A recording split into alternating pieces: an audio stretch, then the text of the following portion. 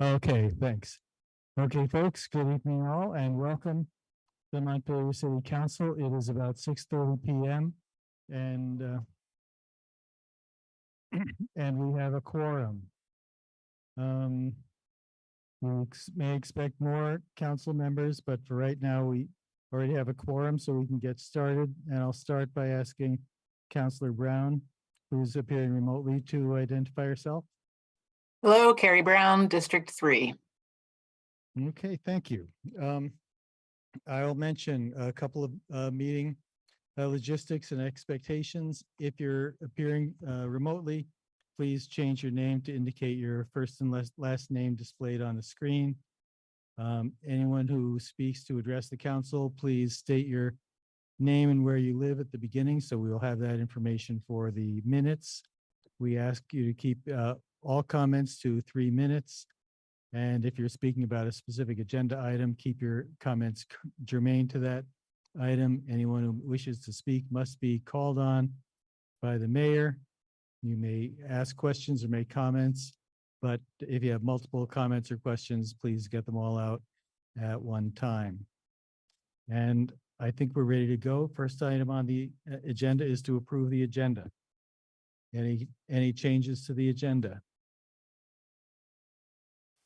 Hearing none, we'll move to general business and appearances. This is an opportunity for any member of the public to address the council on any topic that is not on tonight's agenda. And again, we limit the comments to 3 minutes, and Councillor Bate will assist us with timekeeping. I don't see any hands raised in the online, so I'll start to see, ask if there's anyone in the room who would like to address the council. Yes, Tom. Hi, my name's Thomas Moore. I live on Prospect Street. You may need to get closer to the mic. Is that close enough? And I should be, Tom, let me I hold only off got for a 3 minute. minutes. Okay, you haven't started yet. Okay. Councillor Hurl is on the meeting, so I'd ask Councillor Hurl to identify herself. Hello, Lauren Hurl from District 1. Thanks. Thank you. And I'll just a note for the public, because some of the members are appearing remotely, if there are any divided votes, they'll have to be done by roll call. Tom, you're up. Thank you. Start the clock down. Okay. Thomas Moore, Prospect Street. I want to bring up a topic about homelessness and a little bit about the other side of it. Because right now I have taken in a family of 3, 2 adults and a 13-month-old baby. Cutest little boy, I'll tell you, the teeth coming in, but I'm 61 and I can't handle a baby. The story, the problem is that they're living in my house and trying to get housing for people. The real story on this, there just isn't nothing.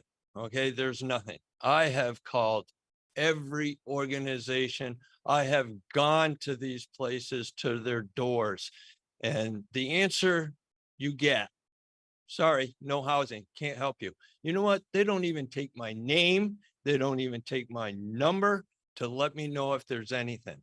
It's very frustrating, you know, because I don't know if it was a couple years ago, we gave $400,000 for some homelessness and stuff. And I'm telling you, to be paying that kind of money, and these organizations are just, the answer is nothing. It's like, why are we even giving that kind of money for that? And then not to have any callback or anything. And it's just terrible how you get treated trying to help out somebody. And the money that I have seen, one place, you know, tells me that, well, they have to fill out a 44-page application. 44 pages. I go buy a house from Tim. I don't 44 pages. Come on. You know, it's ridiculous. No wonder they don't want to go into these places. And what I'm trying to keep it under 3 minutes, would like to suggest that if we the voters do approve another big chunk of $400,000 to do it, instead of just handing it out, you call and you get, sorry, no housing. We're not getting anything for it.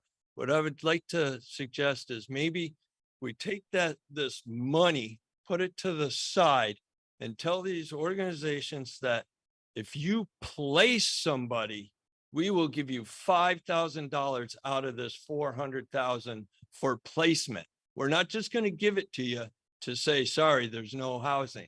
Or another little suggestion maybe is if we could give maybe landlords a $5,000 credit towards their property taxes for placement. You know, a landowner, might say, well, geez, that would be half my property taxes paid for if I put in. And we will see the results, what we get. You know, if we only get 20 placements, Thanks, Tom. we're not going to spend $400,000. But Thanks, I'm Tom. just telling you, it's so frustrating. I definitely know, hear you. And we're spending a lot of money. We Thanks. need real results. Thanks, Tom. Thank you. Tom, first of all, I agree with everything you said. Second of all, just so you know, we did set aside $400,000 to be used for some potential project dealing with homelessness, but we have not spent the money yet. So no money has gone to any agency. State still Yeah, spending. I understand, but I just spending, want to be we're clear not about the getting any 400,000. results. Mhm. I mean, take somebody in and you'll see what I'm really talking about. Gotcha, Tom. What's okay. Thanks, Tom. It's your message is received here and thank you.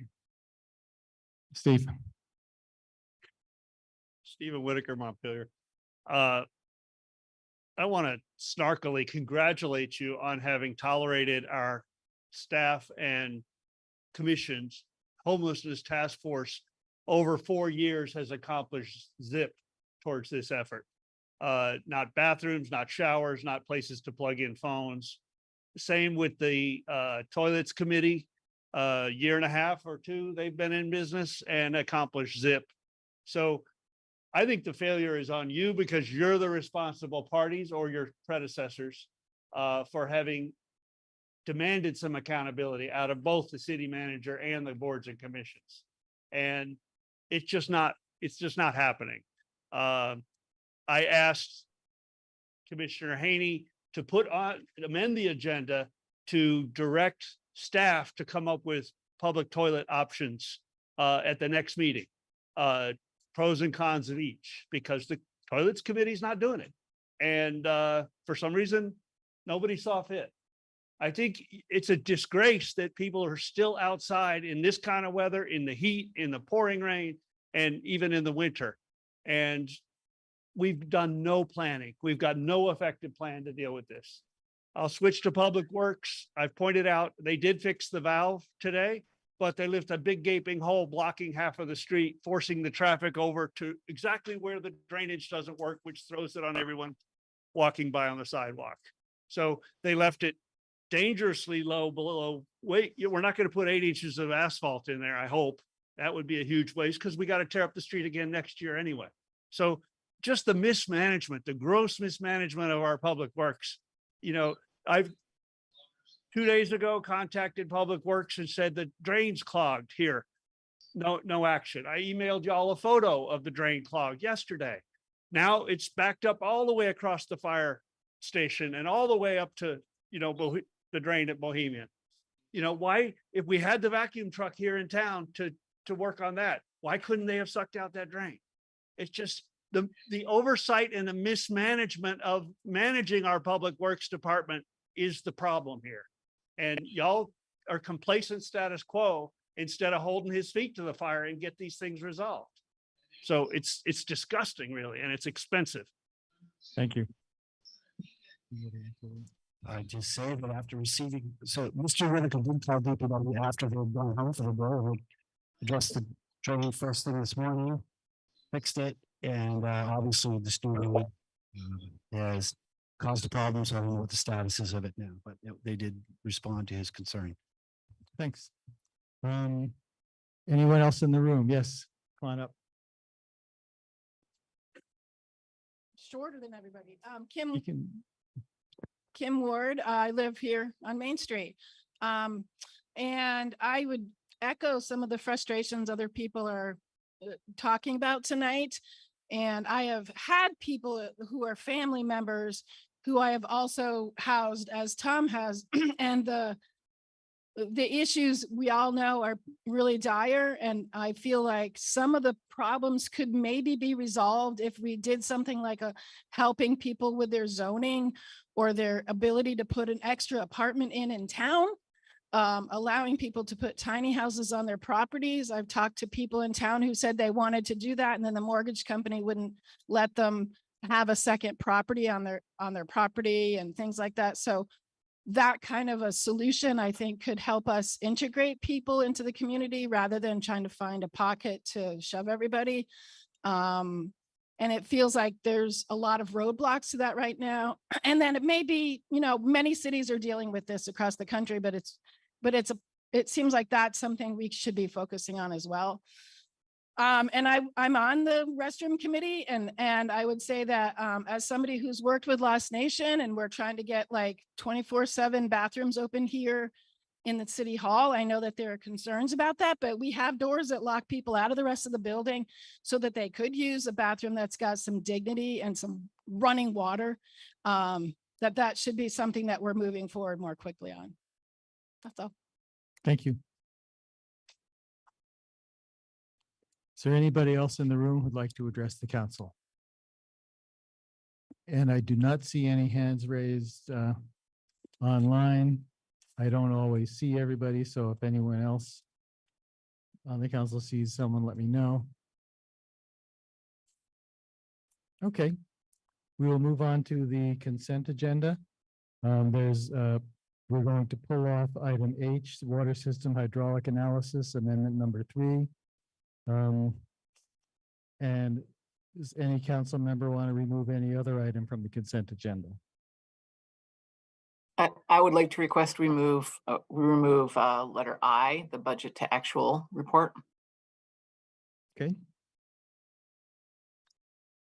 Anything else? Okay, the chair would entertain a motion to approve the consent agenda with the exception of items H and I. Thank you. Is there a second? Second. Okay. Any discussion? All those in favor signify by saying aye. Aye. Any opposed? Consent agenda is passed with the exception of items H and I. So shall we take up item H right away, right now, the water system analysis? Sal, do you want to start that? Yes, I was hoping I hadn't heard really an update recently on where we've stood. We had a couple of reports. We haven't taken any action. I imagine we're waiting for something from the state, but I was hoping to get a bit of an update. Thanks. So since we had the last meeting. Okay, I'm not controlling that. Ask politely.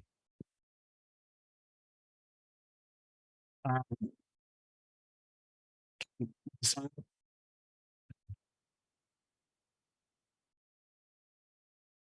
little further away. Okay. Since we had the last meeting with the state, there has been several back and forth between our consultants, state engineers. Last Friday, our public works director met with the director of the water supply division to kind of go through this. And as a result of that conversation, we're expecting to get a new set of comments from the state with perhaps some revisions from the earlier comments. Those could be coming as soon as tomorrow or Friday. At that point, we'll obviously share those comments publicly, and then we will respond, and that will guide the steps we make. So there's been a lot happening in between the last time here, just not necessarily visible. But those final comments, and then that will lead to a final actual engineering report. Once we have the final comments, that gets approved, and that will then lay out the projects that we are seeking funding for and that sort of thing. Obviously, we're pushing as hard as we can on this. I'd also note that this in addition to funding additional work as a result of this process taking long, this item also funds designing adjustments to our hydrants so that they are reduced pressure, so that the hydrants themselves meet the pressure controls. So we are addressing at least the hydrant deficiencies in with this particular amendment here. So some of this is in response to the state's comments. Well, some of it is to design, yes. I mean, it's all in response to these issues. Some of it is immediately to do with the hydrants and the other is to pick up the extra work that we've had to do as a result of the extended process with the state. It's gone much longer than it was anticipated. It's usually typically state asks us for a report, we provide it, we get one set of comments, they resolve it, and that's the end of it. This has taken longer. So obviously more consultant time. Well, I appreciate the update. I know a lot of folks are following the issue and I know it's taking longer than we had hoped. I'm Right. hoping that it's. Yeah, no, it's very much a resolved front fairly soon. burner issue for the city. And it is, but you know, we need to have an approved report that we can then use as the basis for the projects that we do. So the proposal on the agenda is to authorize the city manager or his designee to execute amendments to number 3 and or amendment number 3. And I wonder if there's now a motion to approve that. I will move to approve. Is there a second? Any discussion? All those in favor signify by saying aye. Aye. Opposed? Okay, thank you. Now we can move on to item I, the budget to actual May report. Counselor Brown, do you want to start this off or do you want to just ask? Yes, I do. I just have a question. I appreciate all the information that was in there and the detail and everything. That was very helpful. But I'm just kind of wondering what happens if we end the year with a deficit? So I may call on Sarah to help, but I don't think there's a lot of room for deficit. So the deficit would be just that we spent more and got in less than our total budget. Doesn't mean we'll be in a deficit, like we'll still have a positive fund balance. Can I interrupt you for 1 second? It's really hard to understand you, Bill. I don't know if it's your microphone or if you could move back a little or Is that better? no, No, yes. nope. When I'm back, how's that? That's great. Okay. All these years of being told to speak right into the mic. Okay, so there's the budget to actual deficit where you spend more than you budgeted and took in less. And then there's an actual deficit where you actually are in the negative in terms of cash. We will not be in that situation. And what we would do simply is this, if we end up in a budget deficit, then that will erode our fund balance by that amount. And, last year we added to the fund balance pretty significantly. So some of that is offsetting this. I mean, it's just the timing of the way some things hit. And typically what we would do is try to manage this coming budget a little tighter to try to catch up as much as we can. We may not be able to get all of it, but that's how we do. We will not be in a deficit. Great. Thank you very much. Okay, and Sarah's nodding her head, so I must have got it right. Anyone else on the council on this topic? And it looks like this doesn't require a vote. This is just a Well, report. Typically, the vote is simply, this was a recommendation of auditors several years ago, that there just be a record that the council received. At one point, you are the overseers, you need to see regular financial reports, and there was no proof that you had. So now we put them on the consent agenda just so you receive them. So it's in the minutes that we can show that elected officials are getting regular financial statements. So, Okay. so if you could just vote to accept the report, that's all you need to do. Okay. Is there a second? Second. Any discussion? All those in favor signify by saying aye. Aye. Aye. And anyone opposed? Okay, with that, we've completed work on the consent agenda and we can move to item 6, update from the Complete Streets Committee.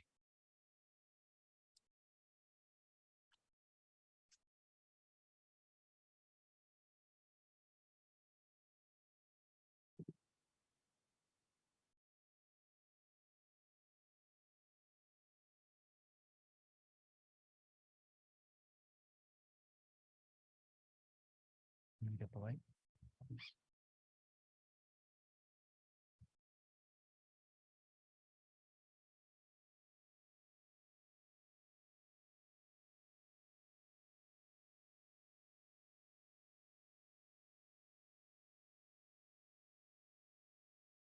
Okay, you're on. Thank you. Thank you. I'm Corey Line with Public Works. I also am the staff representative for the Complete Streets Committee. With us is Holly Fowler, member of the Complete Streets Committee. We wanted to do a update for the council about what the committee's been, what have they been doing and what do they plan to do here in the future. Also have a potential funding proposal for the committee to, or the council to consider for FY24. I will hand it over to Holly. Good evening, council. And I'll ask people in the back, can you hear the speakers? Great, thank you. Okay, great. If Complete Streets is a new concept to anyone, it is a well-established smart growth approach to planning, designing, building, obviously maintaining streets. The premise of these is that they are streets that are accessible and safe and still efficient for all types of users. And so sometimes folks think that complete streets are just about pedestrians and people on bikes. It is not. It is also meant to be inclusive of multimodal transportation and as well as motorists driving cars as well. So this is really a concept for everyone to be mindful, all ages, all abilities, all modes of transportation. The Montpelier Complete Streets Committee was formed in 2016, and our primary activities are hosting events, conducting outreach, promoting education around complete streets, safe streets, doing advocacy with partners, and basically partnering on other related initiatives. I would say here that you'll see in this presentation a number of partners that we've been working with. A very close ally is Local Motion, which we're delighted to have based in Burlington and services all of the complete streets related committees throughout the state.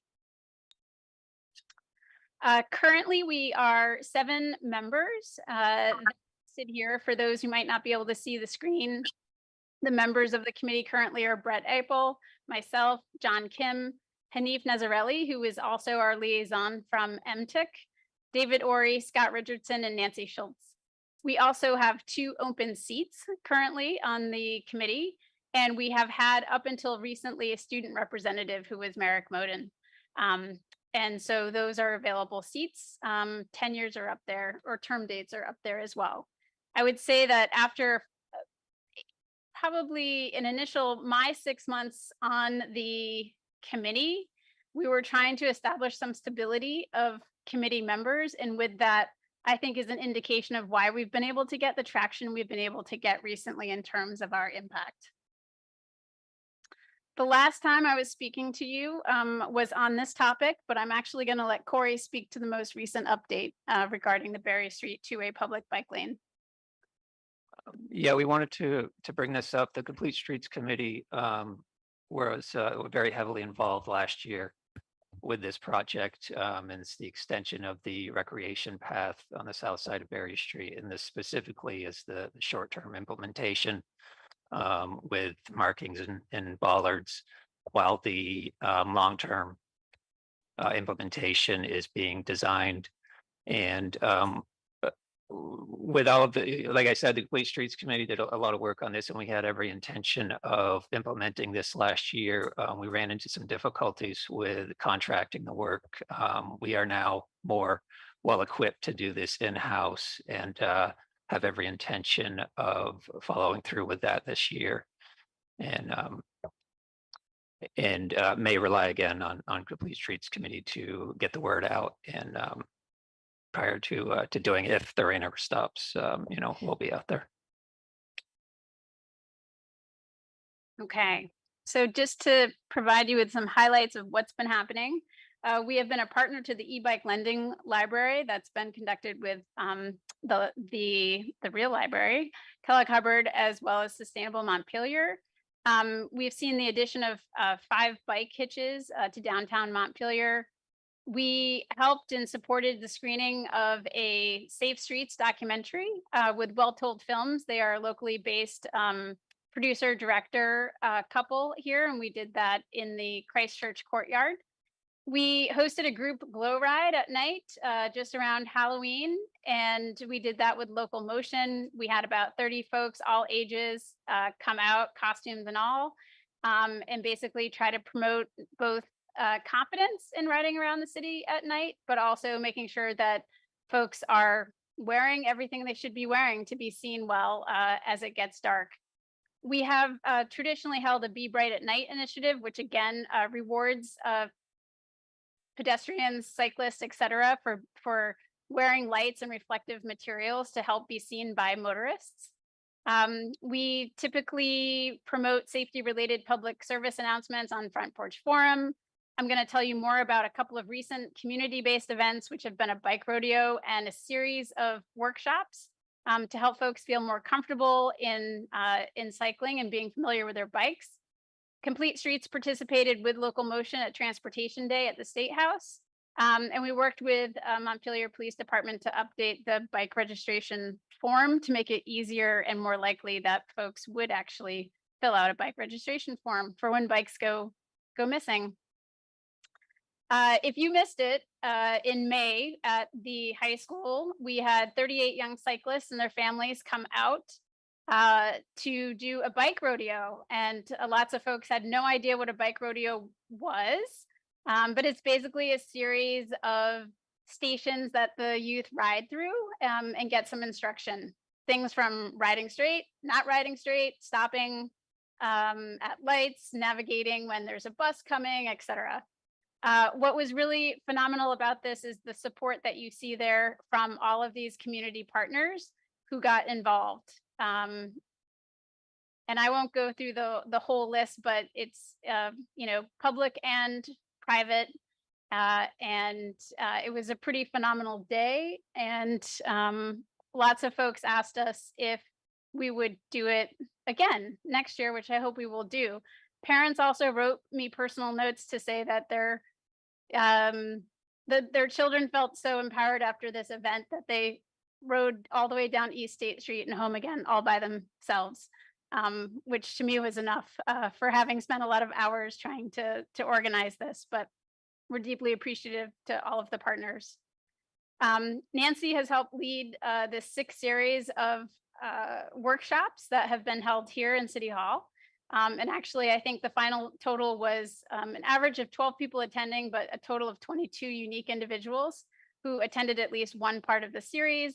And it has definitely helped to show that there's a lot of demand for community rides in addition to what the ones are that Onion River Outdoors organizes. And just generally great community in demand for in-person events. So we feel like we're on a roll. I won't go through all of these photos, but there's a story behind each one of these. The glow ride is there, the e-bike lending, the documentary, reporting on different issues that show up on Front Porch Forum from anyone. We cycle those through our agendas. We talk about them. We relay them to Corey where he's able to help. And it feels like we're getting some really nice traction. And we're not doing it ourselves, but part of this is to say thank you. By reinstating our budget, we have been able to leverage already more than $1,000 in external funding and sponsorship. So by being able to say we are able to do this, other people like the Kiwanis and Northfield Savings Bank got on board and said, we want to help you do this. So it has helped us to produce new programming, reintroduce past initiatives that had gone by the wayside for a couple of years. attracting the attention of new partnerships. The Point to Point Ride has reached out and asked us to support them in September for that. And then, yeah, it feels like with your support, we are able to show up in a much more professional and compelling way. And we are now seen kind of as a model for many other cities and towns in Vermont for the work that we're doing. And I can't say enough about Corey. He is continuously present at all of our meetings. He helps in a very efficient way to help us through different questions that we have, challenges that we have. And it's been a real gift to have been assigned a city staff member who shows up and really helps. So thank you very much. I'd also like to call attention to Evelyn, who works with the committee on a few different things, and she's really helped them as well. And I also wanted to mention that there's been this, I guess, unexpected benefit from this committee for staff, and that's when they're out there doing all of this, they're having conversations with the general public, and those are conversations that folks may not be comfortable having with staff or with counselors, and they're able to that kind of act as a conduit from the general public to staff to bring up whatever substance may be of those conversations. And it's really helped us address some things and have some discussions. And yeah, it's been, and like I said, I don't think we ever really expected it when the committee was formed, but it's been great. Thanks so much. Any members of the council have any questions or comments? And you could go ahead and unmute, unshare. I think I better leave this. Oh, I see. Stop share down there. Okay, well, why don't you share it again? Bill has a question. Sorry. I was just gonna ask, Corey probably knows what I'm gonna ask. I'd just like to know, I'd like you to, could you just go over the Berry Street project again? The reason I want to do that is, that wasn't this, sorry. Thanks, is that better? Okay, could you just review the Berry Street project one more time? And the only reason I asked that is, that was a decision made a few years ago.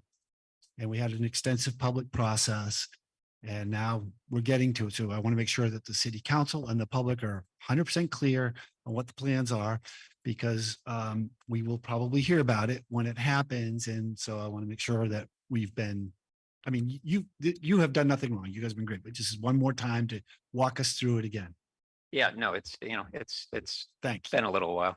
Corey, can I ask you to wait just one moment? I've been notified that Councillor Cohn is now present. So Palin, if you would just introduce yourself since you're appearing remotely.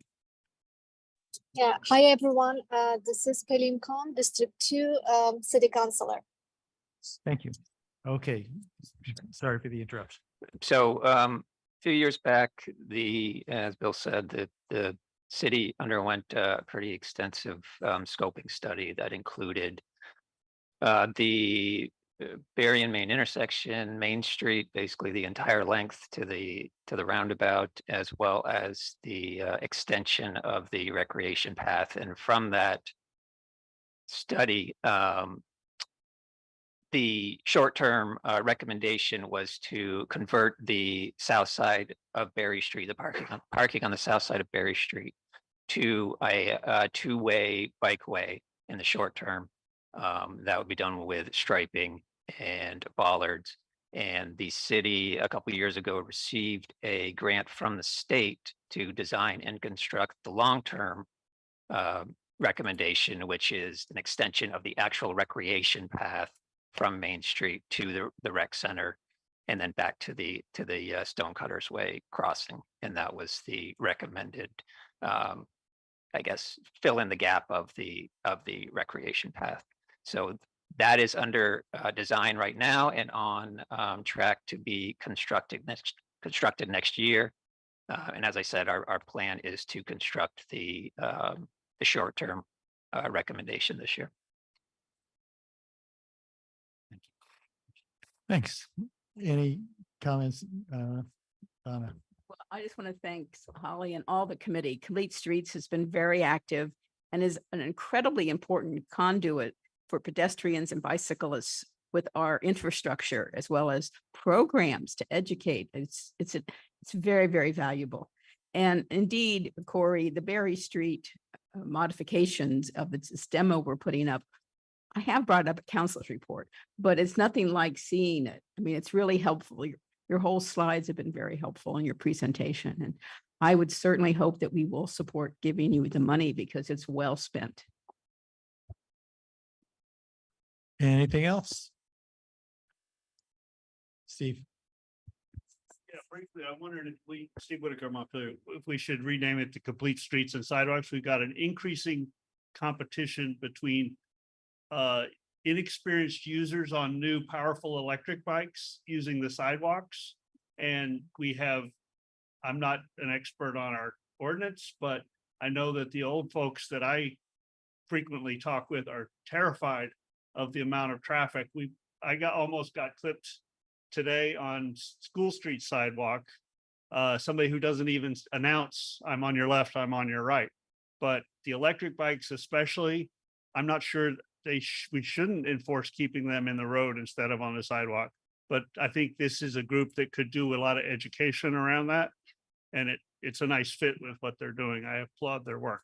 I think that's a good point. I think rather than take the time to look at the ordinances, we'll look at it because I know there are some rules about what's allowed on the sidewalks. Yep. We support with education and awareness. Mm-hmm. Yeah. Hi. Dan Jones, Northfield Street. I am, I guess there's one street or perhaps two streets that I find do not be part of this because as a bike rider downtown, Main Street, State Street are, shall we say, terrifying oftentimes with the way that cars come very close to you when you're trying to follow the rules. So I would like to see if that could be included in the future. Excuse me. Secondly, where are these bike stanchions that are supposedly downtown? Other than the signs, the square metal signposts, I have not been able to find any. Am I missing something? The hitches. Yeah, the hitch. Yeah, they're around Main Street and State Street in a number of locations, and there's also a variety of bike stands. But we actually have a map that we've been working on where we can show where different amenities for cyclists are. So we can make sure to share that as part of. I think it's typically included in our minutes. Because locking a bike downtown is oftentimes a bit of a stretch. Yeah, sure. Holly, is it those ovals that are Yes. welded to some of the parking meters?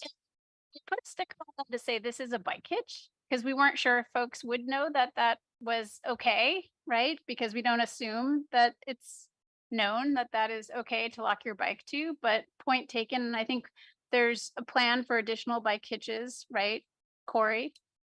And I don't know, should we say anything about the relationship between Complete Streets and MTIC? Yeah, I to think Dan's so point about- specifically the hitches, I think we did 5 this year and we were looking to do a few more this year. We don't have an exact number though. Yeah, I guess it goes back to what I had mentioned about the Complete Streets Committee members and the observations they make and the conversations they have with the public. And that only gets filtered to staff, but we do have a member that is a member of both committees. So they're making recommendations or passing along information to the infrastructure committee as well as staff. Yes, come on up. Hi, Kim Ward. I live on Main Street and I live at the Down Street Apartments. And I'm wondering if you could clarify for me, where is the intersection between, no pun intended, how the Berry Street, Main Street intersection for driving is going to end up, as well as all these crosswalks, which I almost got killed in the additional crosswalk one night. Both me and the driver were trying to be very cautious, but with 2 crosswalks across Main Street, he looked, I looked, we both went, and he came inches from hitting me. And I know that there's more plans, but I'm not clear about like all the bike pass stuff as opposed to the driving that's going to go on, or the lights.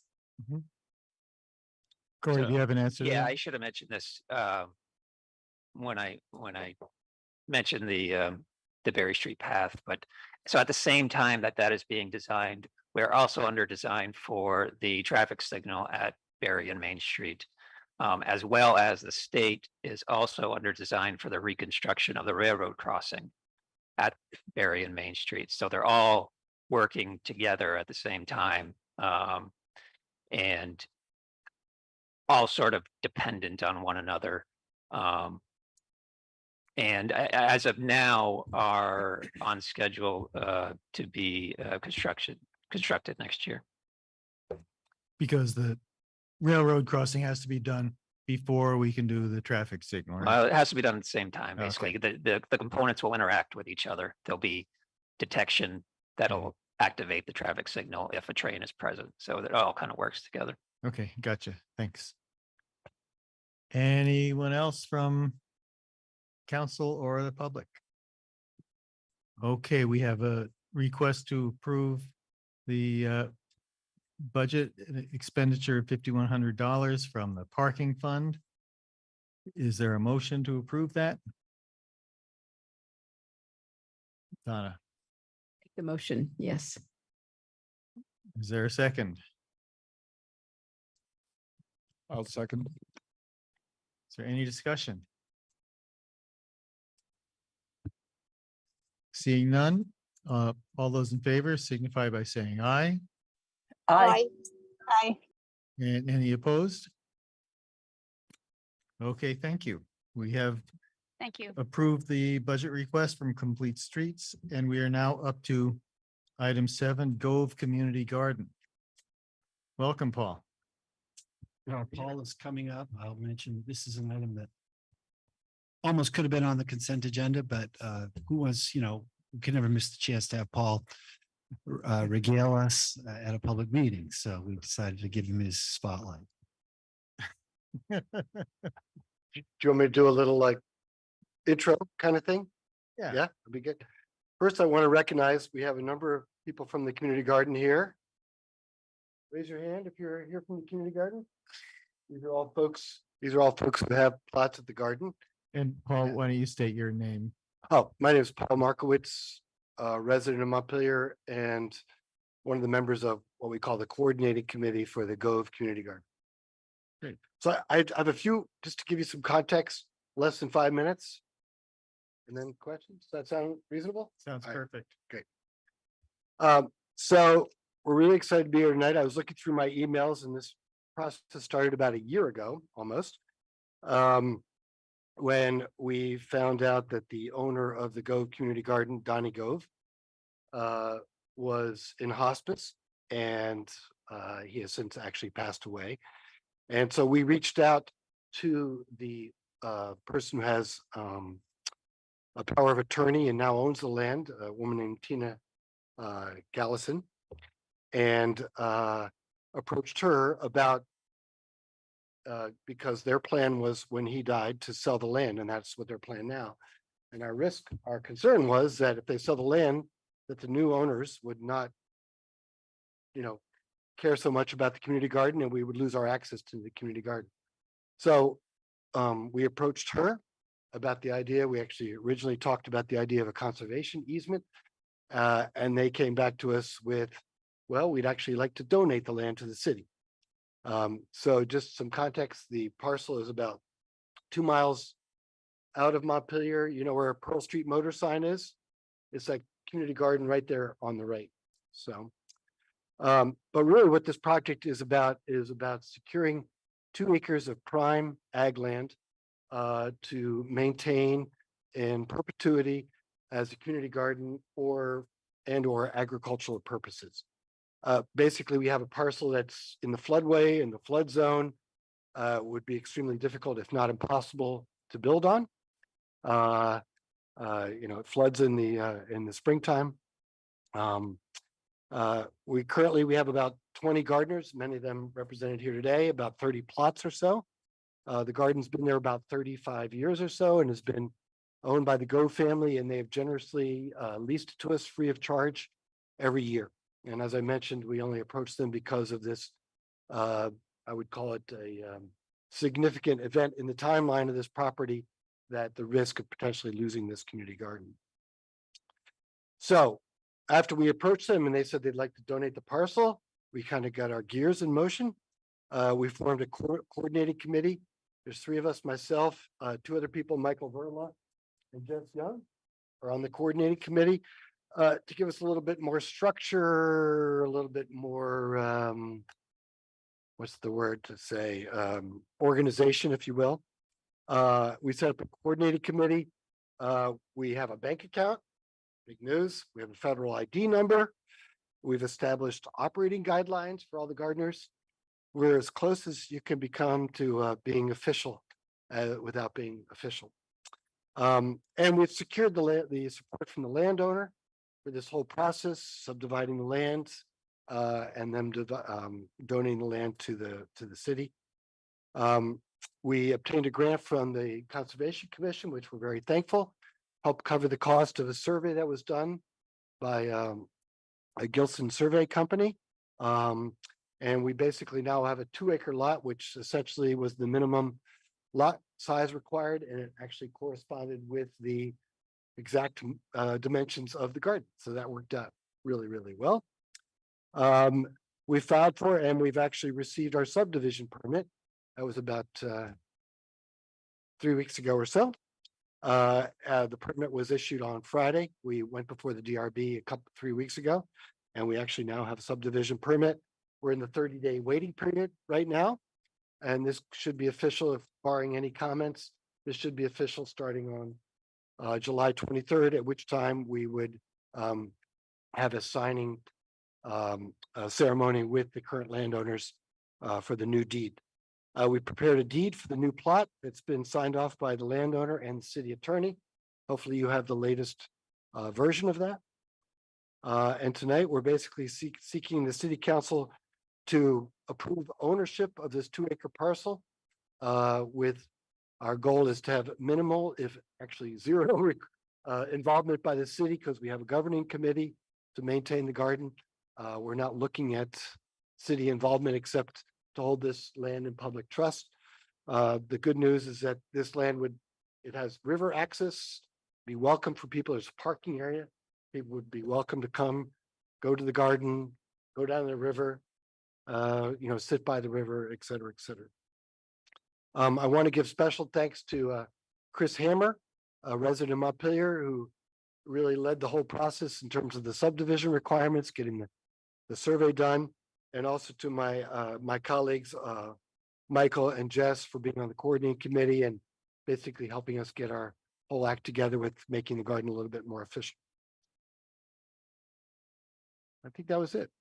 So comments, questions? I want to keep it short. Thank you for your clear and efficient presentation. Any comments or questions from the council? We have to thank the Gove representatives of the Gove family. It's a very nice gift. Yeah, very wonderful nice thing. gift. Yes. I think stories, I tell a short story because stories say a lot.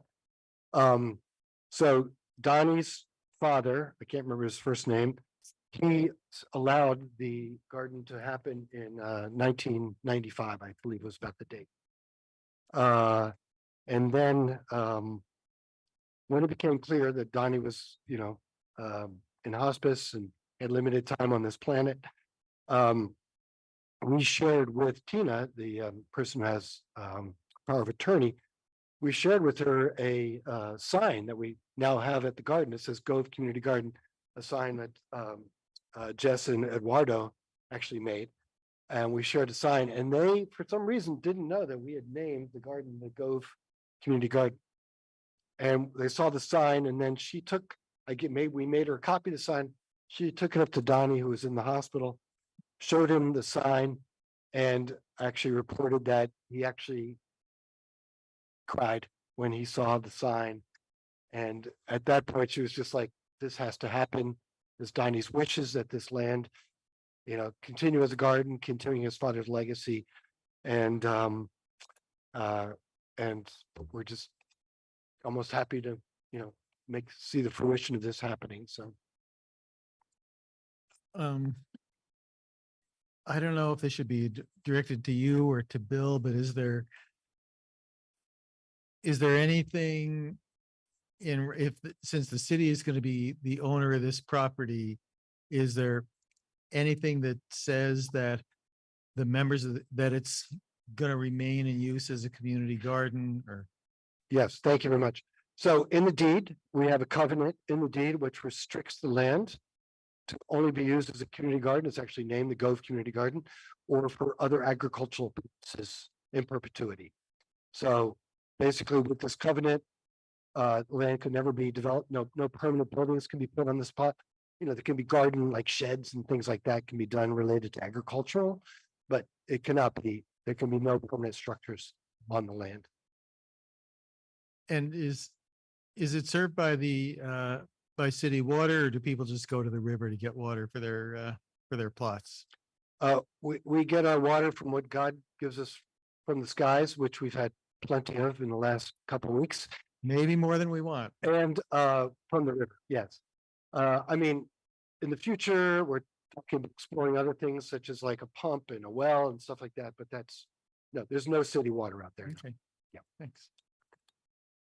Donna. Thank you and all the gardeners, because that's what really made it happen, the owners and the gardeners. So thank you. So. Well, I'm happy to support what it appears to be an extraordinarily committed group of gardeners. Would this then become part of the Parks Department, or how would that work? It's really intended to be managed by the community garden. We did have them, I think you were working up some sort of system for how people could get in. We've had good conversations with them and supported the effort. And I think my one request was, I said, I don't think the city government wants to get into the business of deciding who's gardening, which plot. And so if you could come up with some system, and I believe they've done that to our satisfaction. And we've worked through the head of the Parks Department, like when we had bills, we submitted them through ALEC. Yep. But as I said, we think of ourselves as relatively autonomous. We've been autonomous for 35 plus years, and we want to keep it that way. And right now, what we have is an assurance into the future that we don't have to worry each year, are they going to let us garden there? It's like, we're now starting to we can have permanent structure, gardening structures at the garden. We can make investments in the infrastructure to, sustain the garden. So. Great. So Sal, you move to approve it. Is that right? Yes, That I was your will motion? move to approve it. Uh-huh. Any other discussion? If not, all those in favor signify by saying aye. Aye. Aye. And anyone opposed? All right, congratulations and thank you. Gardeners, let's do it. Thank you very much. Okay, next up, we have item number 8, decisions on Country Club Road.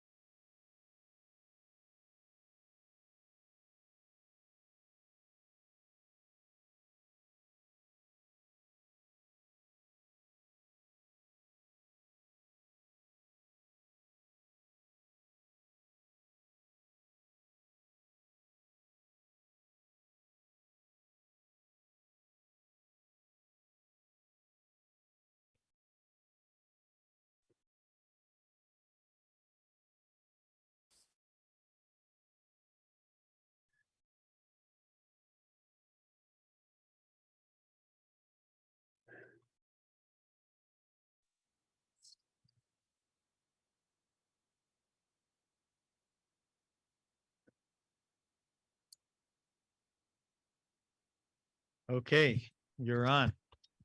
Hi, Josh Jerome, Community and Economic Development Specialist with the City of Montpelier. And before we get into it, just for almost the last 10 months here, for a lot of council updates, I've been sitting next to Stephanie Clark, who's not here. You might have noticed her change over the last 9 months or so. And happy to say that she did finally give birth on June 16th to Adelaide Antonina Clark. 8 pounds, 0 ounces, and daughter and mother are happy and healthy. So she wishes she could be here, but we have Dave Saladino from VHB, who is just as good. So Dave. Well, that's great. And convey our congratulations, please. Okay, thank you. Again, David Saladino with VHB, and going to try to stick in the theme from the last presentation and keep this relatively short and sweet. The information here is very similar to what we were presenting last month. What's new here is we now have the final report that has been issued, all 300 pages of it. I'm guessing nobody has read through all of it, so really wanted to just walk through kind of a high level overview of the report itself, and then dig in a little bit on the recommendations. We've got some slides we'll talk through kind of the next steps where this plan goes. So you can see on the title here, this is an actionable master plan, and so the idea is really to come out of this taking action as we move into the next phases. So just a reminder, you've probably seen this slide a few times. This is where we've been. So starting back in last spring of 22, community input started on the what would happen at the Country Club Road site. Fast forward into the fall is when the consultant team came on board. We had our first round of public input back in the fall, some due diligence that I'll touch on briefly. Then over the winter, a second round of public outreach. We looked at opportunities and constraints on the site on Country Club Road. And then we just wrapped up the spring round of the third round of public outreach and integrated all of those comments into the final plan and report itself. And then just to zoom in here on the phase 1 timeline, you can see here our last 2 visits here. So March 22nd and May 24th here. Oh, yeah.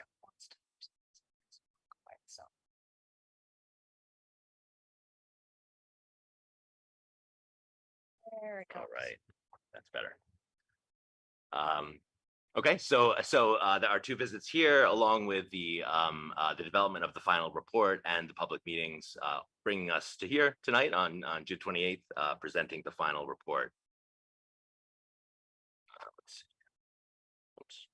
I'll jump back here. So here's the report overview. It has 10 chapters and an extensive appendix. I'll just walk through a couple of the things here. Executive summary. First section summarizes the report itself, summarizing the goals for the site that have been developed through public input, staff input, stakeholder input, the findings from our due diligence assessments, the preferred concept plan that was recommended, and then a summary of the recommendations coming out of the report.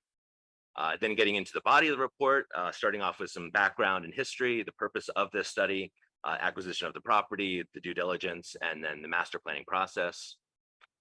Then moving into community context, specifically talking about the need for housing, the housing crisis, the needs in Montpelier, of which we've heard a little bit tonight, as well as the needs for additional recreational amenities in Montpelier. And then a detailed summary of the public process. As you can see on the right here, we did have the 3 rounds of public outreach, fall, winter, and spring. Each of those rounds, there was 3 sets of public meetings. So in total, 9 kind of touch points in different formats with the public, as well as online surveys and other opportunities for input. Then the due diligence summary here, we particularly focused on natural and cultural resources, traffic, and the existing the Elks Club building itself, an overview of that facility. And so those are all summarized with the entire reports, the summary reports included in the appendix. Community response. So all of the feedback that we received through those nine public meetings, as well as online, are summarized in fairly extensive response to community comments. Chapter 7 gets into the actual concept plan. As you recall, we developed 3 alternatives and sought input on those 3 alternatives and to identify which concept to move forward with. The one we inevitably went with that at your last meeting you endorsed was the concept A, which is shown here on the right. Then chapter 8 gets into the costs, estimated high level costs for both the on-site and off-site infrastructure improvements, as well as some of the costs that have already been put into the project and the property. After the cost, then how to go about financing those improvements. And as you recall, Stephanie talking about TIF and the water and sewer fees at the last meeting, those are the two primary sources of revenue, in addition to any particular outside grants or general fund dollars. And then finally, here we get to recommendations for next steps. And so here I did want to go through a little bit more detail in terms of the tiers. And so what we did as a consultant team, we kind of bundled these into 3 different tiers: short-term, mid-term, and longer-term actions. And just to note that the short-term doesn't necessarily mean it's a higher priority. It's just something that sequentially should be happening before things in the midterm and longer term. There's certainly opportunity for the planning, city staff, planning, and others to be moving things around between the different tiers.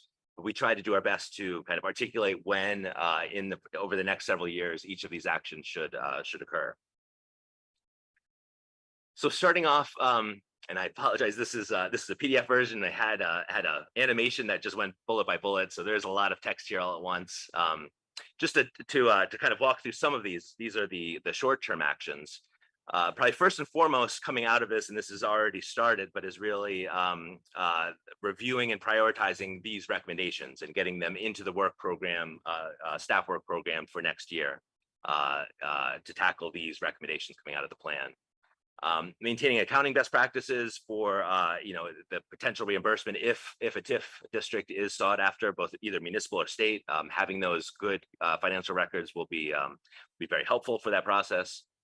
Continuing the recreation community zone process and that working group that is underway. And if you recall, we carved out a 12-acre zone for community and recreational facilities. So wrapping that process up. Another working group here, the Abenaki working group. There were some meetings on site with some representatives from Abenaki Nation, and continuing that discussion and talking about ways to integrate, whether it's on this site or elsewhere in Montpelier. Looking at the permit implications, reaching out to the Natural Resource Board, DEC, and others to talk about the permit implications on the site. Engaging Washington County Railroad, Vermont Rail, to talk about the grade crossing. Initiating the rezoning process for Country Club Road to allow for dense mixed-use housing, community facilities, and so forth. Engaging with ACCD to talk about either extending the city's growth center or applying for a neighborhood development area within this district, which helps to streamline some of the permitting and opens up opportunities for additional funding in this area. And then, as needed, procuring additional professional support to move some of these steps forward. That's tier 1. So tier 2, midterm. So starting those conversations with potential development partners. If you recall, this is not going to be a city constructed development. Really be looking for development partners, whether that's one or a series of several development partners. At this point, really engaging with those partners to talk about potential development opportunities. Creating a mobility working group and hearing about the Complete Streets Committee that could potentially serve as this working group, but really an opportunity to talk about opportunities to enhance the accessibility to the site, not just for automobiles, but for all modes. Continuing conversations with the abutters. They've been very active in participating in conversations, so continuing those conversations. There were some tanks that were found on the site, so conducting additional environmental assessment and remediation for those sites adjacent to the maintenance garage. Continuing or conducting that feasibility assessment of a TIF district, whether at a municipal level or state level, and then continue to integrate parks in the discussion about recreational uses and trails and potentially other uses on the site.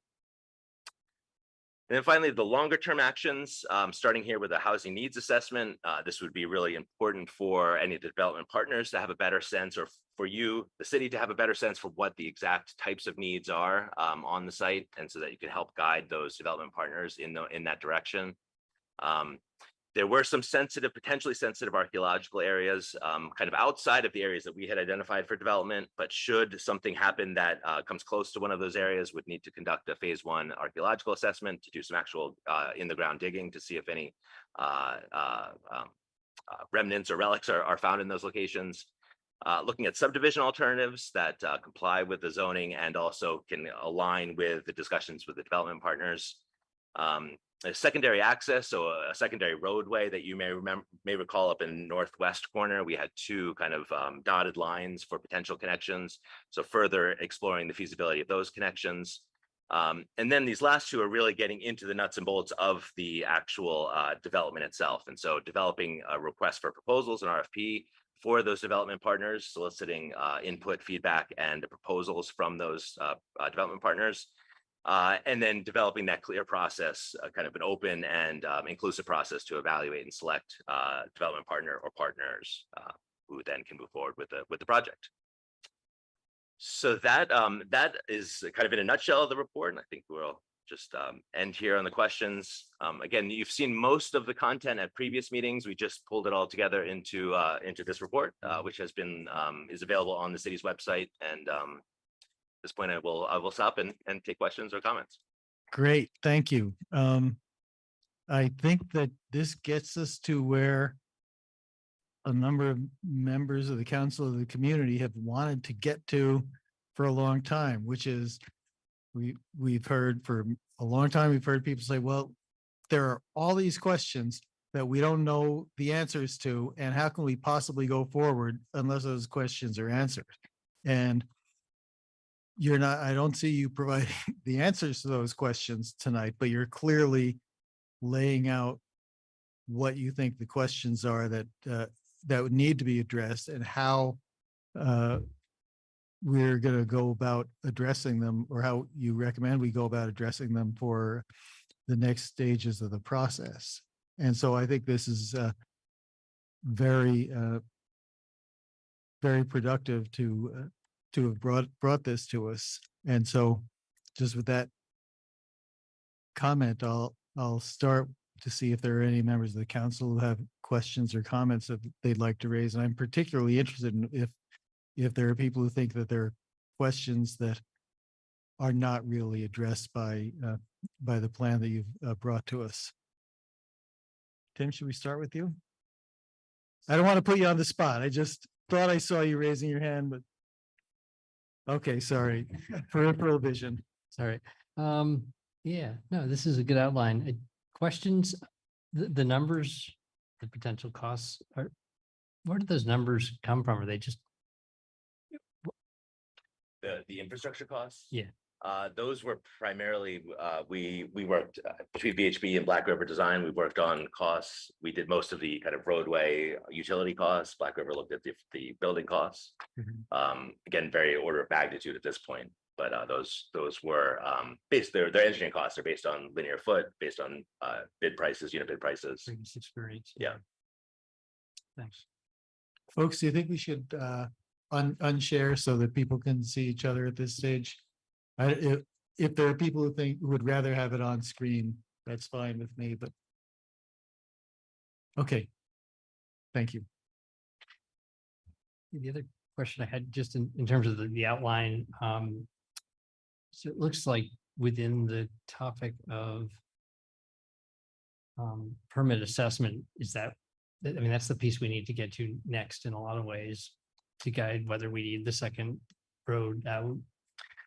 Yeah, there's a couple of things. This is prime ag, is designated prime ag land. And so that's maybe one of the more important conversations to engage with the Natural Resource Board and DEC and Agency of Agriculture on that question.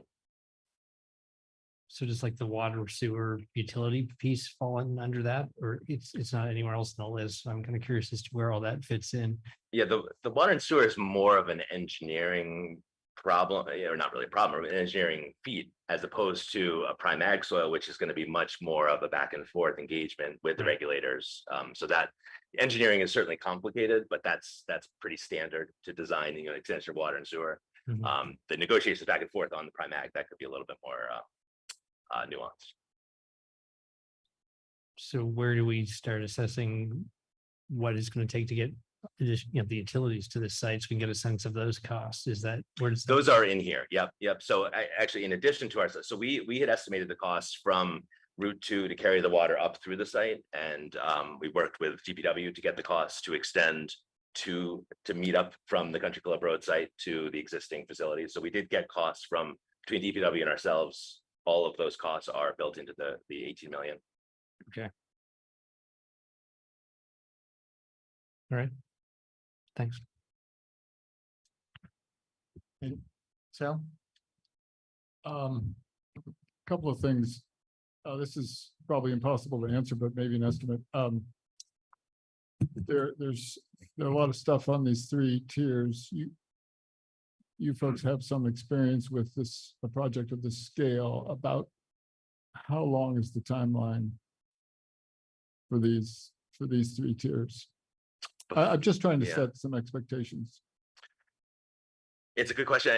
And I guess you're thinking about when do we get to a shovel in the ground? Is that Yeah. kind of the finish line?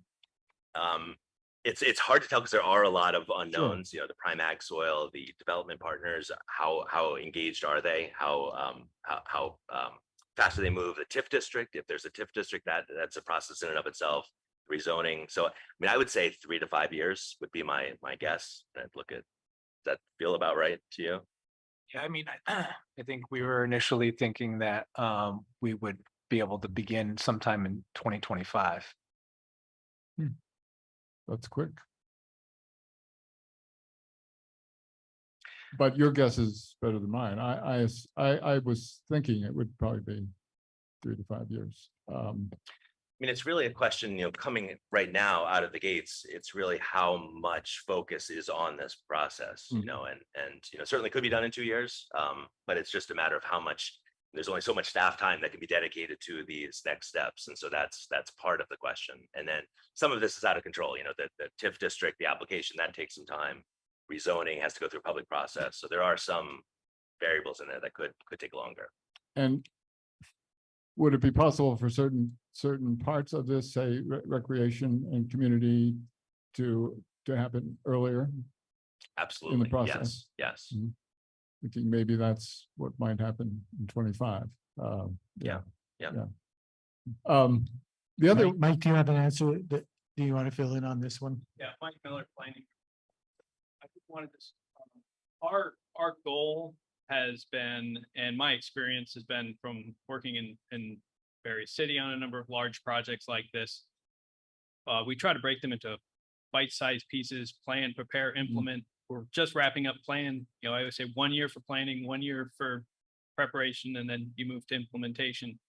This is going to be a little bit bigger, but we did get our planning done in 1 year, and we're moving into that preparation step, which is going to be all that permitting and engineering and designing and, you know, the TIF districts. There's a lot of moving parts here, but, you know, as Josh points out, you know, we're going to be sitting down in July to start to lay things out, and you kind of start, you know, what do we have to get done to put a shovel in the ground, and then work your way back to where we are now.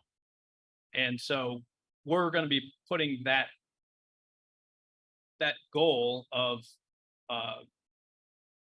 getting a shovel in the ground in 2025 and then working back. And the reality is it may get pushed for some reason, but it will never happen in 2025 if we don't plan on it being in 2025. If we just leave it open-ended and say, we'll get to it when we get to it, it tends to then get left off. So this has been a priority. We want to keep it a priority. To keep it a priority means, you know, we have the time and the resources of staff time to continue to press things forward and to bring them back to council. The key of having this document, having this master plan, is that we can now come back and say, you guys have agreed what we want to try to do as a community. Now we can start moving forward and say, to do that, we need to rezone. Here's your new rezoning that would make this happen. To make this happen, we need to go and do a TIF district, which means we first need to do growth center designation to change our growth center. Sure. Here's your growth center application. We need you to approve it. And we're just going to keep coming back with, here's the next thing, here's the next thing, here's the next thing. Because we've agreed on what we want, we can move forward without. And if we reach a roadblock where we say, all right, we've hit something that's an issue, we can't do this, we need to make a change, then we'll come back and say, here's the adjustment we need to do to keep moving forward and advancing the project. But our goal is to sit down sometime in July to lay out what we need to do. And our target is going to be 2025. We'll let you know if there's something that says we can't do. But Yeah, I ambitious, found but- that in my experience, I've done a lot of big projects. And it's just from my experience. I was on the City Place project in Berry City that was built in 3 years. From idea to getting it built. Enterprise Alley was 4 years. That one took extra long. It was a brownfield, almost a Superfund site. Each project is going to have its own special thing. Well, But yeah, I no, I don't see think a you- reason it should take 6, 7, 8, 9 years. We should be in getting started. It should be a shovel in the ground. It doesn't mean the whole thing's built in 2025. There's a shovel in the ground to start building in 2025. Well, it's good to set aggressive goals. I agree with that. Yeah, no, that makes sense. And I understand the purpose of the public process. I think it was successful in many respects. And I'm happy to have what appears to be a fairly comprehensive list of actions that we've all sort of been waiting to take to see what will actually happen. What does worry me is the term master plan. Everybody I talk to takes it just plainly too literally. They think this is what we're going to build, and we're not. So I think if we approve this, we ought to approve it with a different name, frankly. I mean, I know it's part of the parlance of the work that you do, but to our constituents, it's the plan. And it's really just the beginning of the plan. And I would like to suggest that, or take ideas on an alternative so that people understand that this is just a step along the way. And when we have the actual plan, we can call that the master plan. Actionable plan. Work plan? How does work plan sound? Anything Action but plan? master plan. Uh-huh. I'm happy with anything but Mike may master have a plan. suggestion. Do you have a thought about that? I point out that it's actually what these are called. This is our capital district master plan from the year 2000. And we also have a streetscape master plan.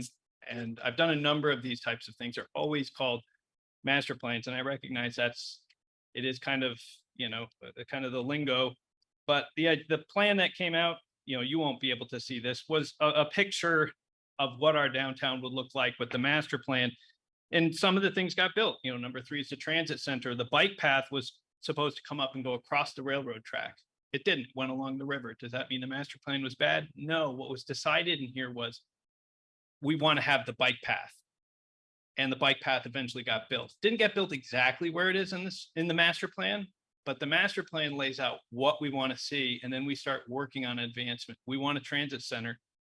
The parking garage was actually behind the Positive Pie and that Jacob's parking lot. That was where the parking garage was supposed to be. We had actually planned for it eventually in the end to be behind the Basharets.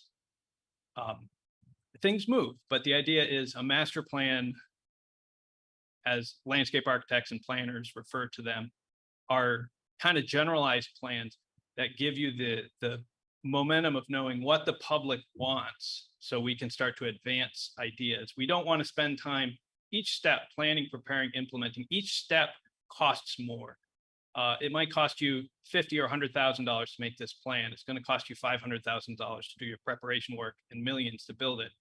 If you start doing preparation work to plan for things that eventually you don't do because the public doesn't support, you're spending those $500,000 into advancing things. The idea of doing a master plan, and if you choose to give it a different name, that's perfectly fine too. I'm just pointing out it is a fairly common term that we have used in the past. Now,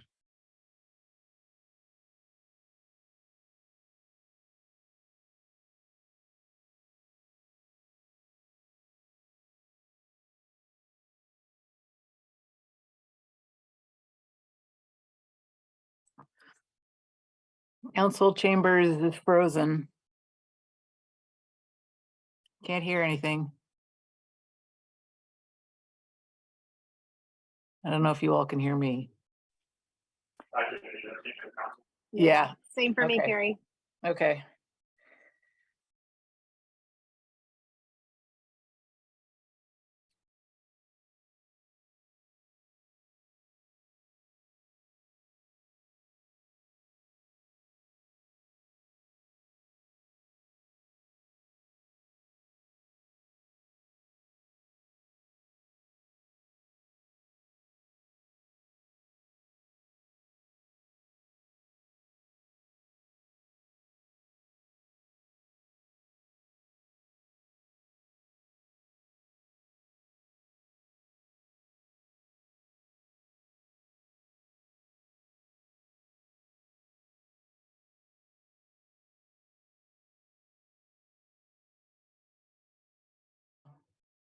Okay, great. Seems like we may be back in business. Thank you. So the last thing which people in Zoom land may or may not have heard was that the question I directed to Mike Miller, which is that what for many years we've been used to calling the master plan for the city is now called city plan. It will, when it gets readopted, it'll be the Montpelier City Plan. Okay, so See, again, we can change it. terminology. Yes. Yeah, exactly. Okay, any other, Mr. Whitaker, would you please have a seat until you're called on? Yes, please do that. It's in our standards of conduct, and there are people who find it intimidating when you're standing and looming over them. So please take a seat in one of the. Okay, well, farther back then, please. Any other questions or comments from members of the council? Carrie, were you raising your hand? Nope. Okay. Donna. It's just so helpful to have it. And I read some pages in depth and others I skimmed, but it's all there. The charts, all of it. It's just very, very helpful. Great. Thank you. Yeah, thank you. Okay, I agree. I think this is very, very useful and productive. We'll take comments from public, starting with people here in the room. Steve Whitaker, or you were, go ahead. Okay. I'd like to request a paper copy so that I can read it. I can't study 300 pages in a PDF. I would suggest provisional conceptual plan as a title for this document. It needs to be linked to and consistent with the downtown plan, especially with regards to recreational needs and demands, which you shouldn't have to jump into a car to go get your recreation. But I'm concerned that the due diligence around soils and hydrology and railroad crossing and second egress, those all are things that could totally rearrange. I think we rushed into 3 site plans based on none of those constraints and reserved a big chunk of prime ag or whatever used for recreation, I think, to cater to a tennis club, and I just think that's wholly inappropriate. And I think many of the counselors said so at the get-go. I think it feels like it's being slipped back in here. But without the railroad being addressed, which I warned before we made the purchase, that's going to be a problem, and the cost of a secondary road, I just feel like we're getting our cart before the horse, that the due diligence related to the actual buildable capacity, subtracting out wetlands, subtracting out prime ag, subtracting out, et cetera, we're gonna lead people to believe that this is what it's gonna look like before we know the constraints on the land and the costs. A lot of these pie in the sky concepts on that 3 charts could become unfeasible based on the costs. I'd like to know how much White and Burke has already been paid and has been contracted for on this, because this thing we sunk $1 million in a garage that never got built. And I'm afraid we're going to sink $1 million or 2 into this, and it may or may not come to fruition. Soil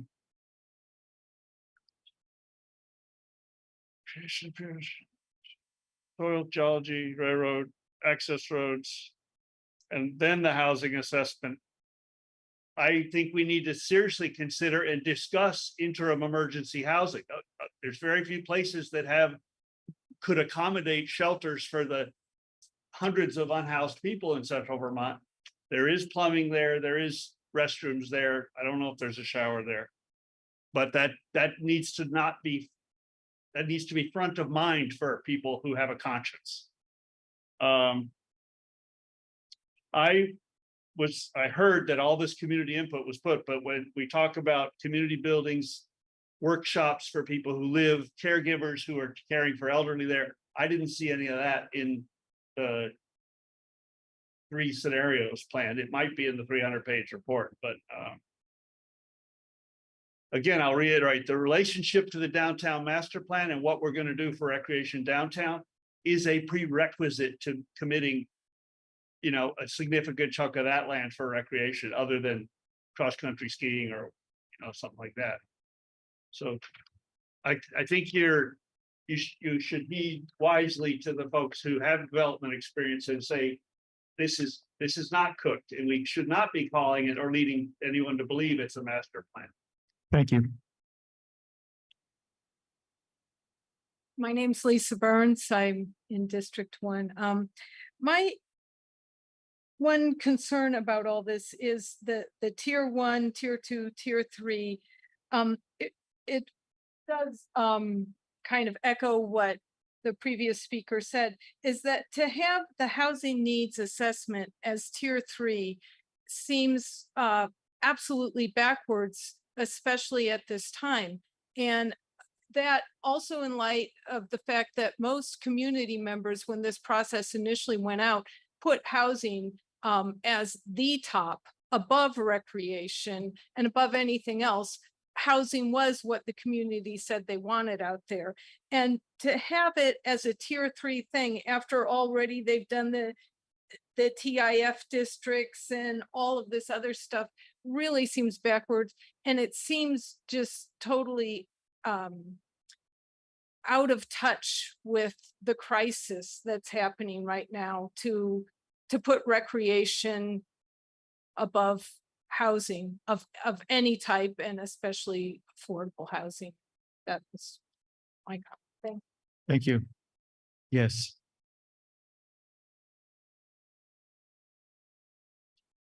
Hi, Kim Ward. I live in Montpelier. I would echo the last two people in that the housing feels like it really needs, I'm like, where else? There's so many places in town that I can recreate. I don't get what the issue is when nobody has there's so many people without roofs over their heads. But I also noted in the plan that I didn't see a single version of like studio apartments or co-housing where there might be an ability to house more people on less land with maybe like common kitchens or something, when the whole state is just so tight for housing. There's plenty of places, in my opinion, as a citizen, that people can recreate without adding. That's okay. Thank you. Anyone else in the room would like to make a comment or raise a question?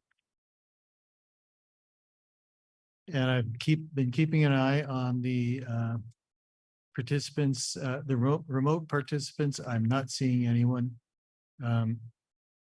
raising their hand. Oh, Rick Brock. Thank you. Can you hear me? Yes, loud and clear. Thanks. A very small footnote, both Mr. Fitzpatrick and Mr. Whitaker have hold on. Excuse me. Suggested that the railroad crossing is a problem, but Mr. Rock, I think that railroad crossing is a siding. I don't think there's much traffic on that. I just wanted to make that point. Thank you.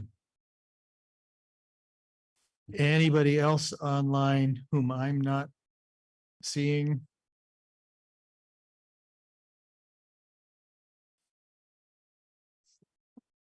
I don't think so. All right, so council, what's your pleasure at this point? My question or pleasure at this point is to try to figure out what our role will be as we move ahead with this and how it works. We've listened to a lot of people, taken a lot of testimony, and we really haven't discussed this as a group. I mean, I really have no sense of how any of you feel about this project or details about it, other than the really big picture look that we've got now. But I think it's the point where we should get into the details a little bit and start talking about just the concepts. Because we haven't, I've tried to lay out a few of my thoughts to give you a sense of like, I'd like to see more phases. If we bring in development partners, we could bring them in incrementally. It may be one partner, but it may be several. And within those, we could define types of housings we'd like to see in each phase. The plan, this actionable plan that we're talking about, has a lot of road, and it gets pretty expansive as it goes up into the other phases. We haven't talked about it. To me, I'd much rather see something that's more dense, more down toward the lower end, and in phases rather than spreading it out. I think the more we build all that road and all that asphalt and all the utilities that go with it, it really flies in the face of having any chance to create affordable housing because we're sinking so much money in the ground. So I think, those kind of conversations we just haven't had, and I'm wondering when and if that's going to happen. Donna. Have some of those, but it wasn't since you've been on council, Tim. Well, I guess maybe Michael could correct me, but even when you talked, I still get the feeling, and my sense is this actual plan, I would support that we approve it tonight and that we use it to have the discussions you're talking about, because each of these pieces have to be talked about in depth as we get more information. Okay. And so, when we talk about a plan, it's not a plan that's in concrete. It's a plan to say a structure to move and discuss ideas in an orderly fashion, in a meaningful fashion. So I see where you're coming from, but I think it comes. We're not after. guiding it, Donna. We're not, we're just listening. And I think we need, it's our turn to give back here a little bit and try to help guide this. Yes, and I think us and the staff, as Mike says, we decide this is what we're going to do. He comes back and says, well, if you want to do this, this is what it'll take in zoning. Yeah. And other staff will come the same way, whether it's the roads or the utilities. I Mhm. think we hear from people and then we have these kind of discussions. That's what I see. But That's what I'm Carrie, hoping for. Carrie, as you have your hand up. Yes, thanks. So I share Tim's concern. I think I've been feeling this a little bit myself, that we're not exactly guiding this. We're really just kind of saying, okay, as things come in front of us. And I'm okay with this master plan, because it really is sort of like a plan to do more planning. And I think that the pieces that have been laid out make a lot of sense, but I do think that we need to be a bit more hands-on with this, city council does. And so I would vote to approve this with the idea that we're going to be really engaged with each one of these working groups and processes that we're setting in motion, so that we can have those conversations about, do we want to do this in phases? I think that's a really interesting idea. I would love to see somebody lay out, what it would actually cost and how that might work if we just did a piece at a time, or any other alternatives that I haven't thought of because I don't know about this stuff, but I think they're really important to talk about.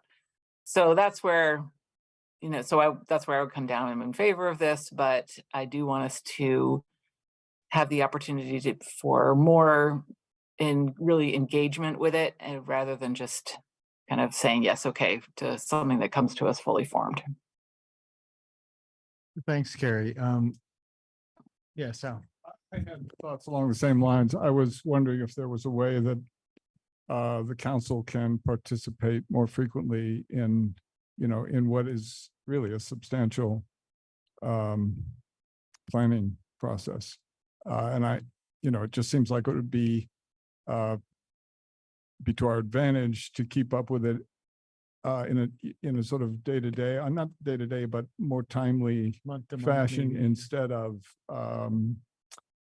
every other meeting or every couple of meetings.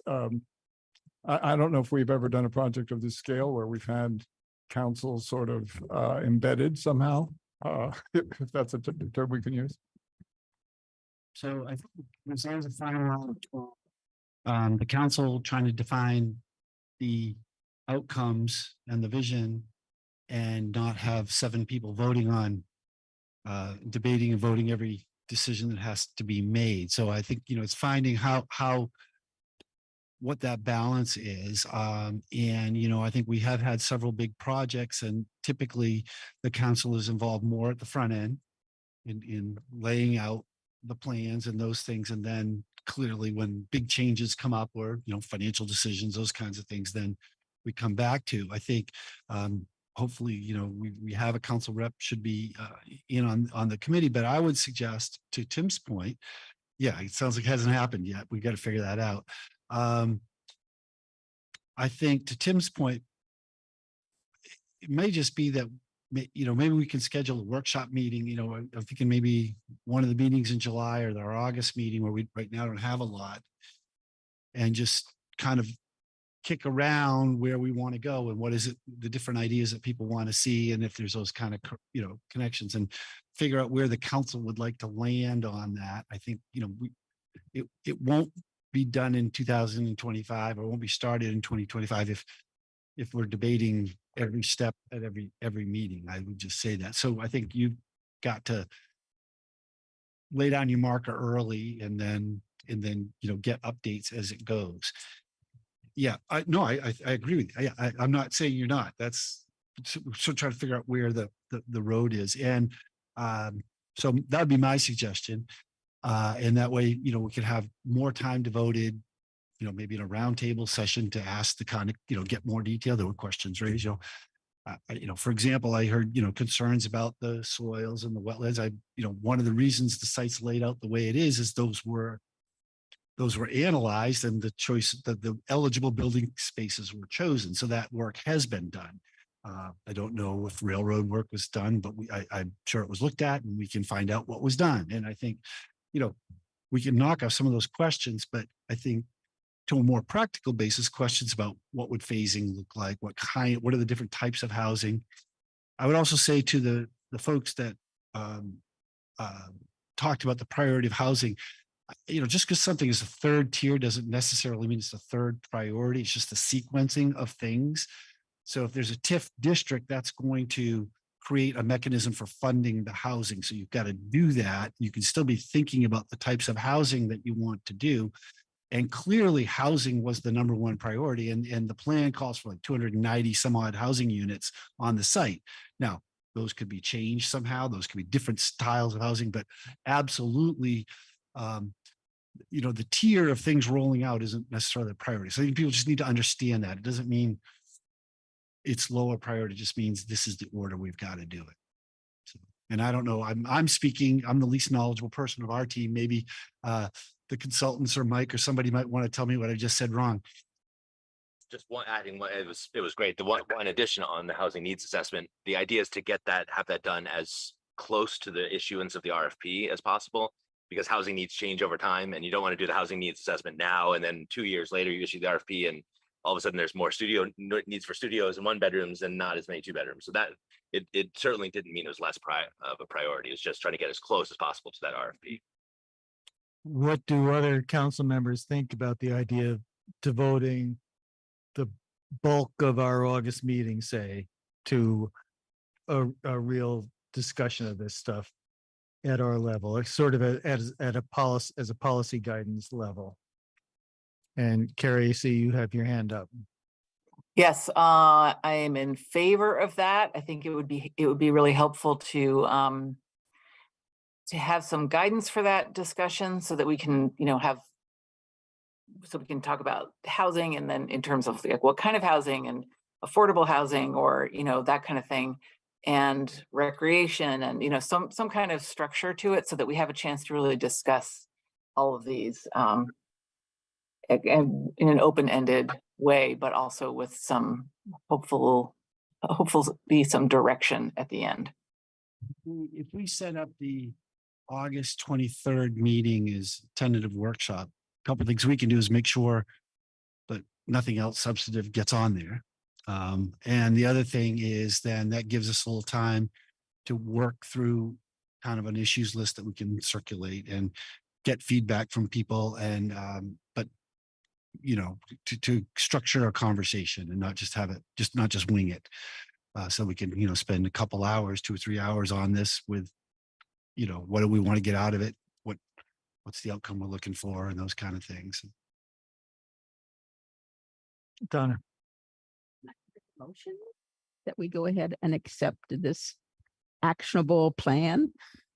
Do you want to put a name to it? I called it the actionable plan for now, if that appeases people. So, Were you leaning forward to second it? I will second that.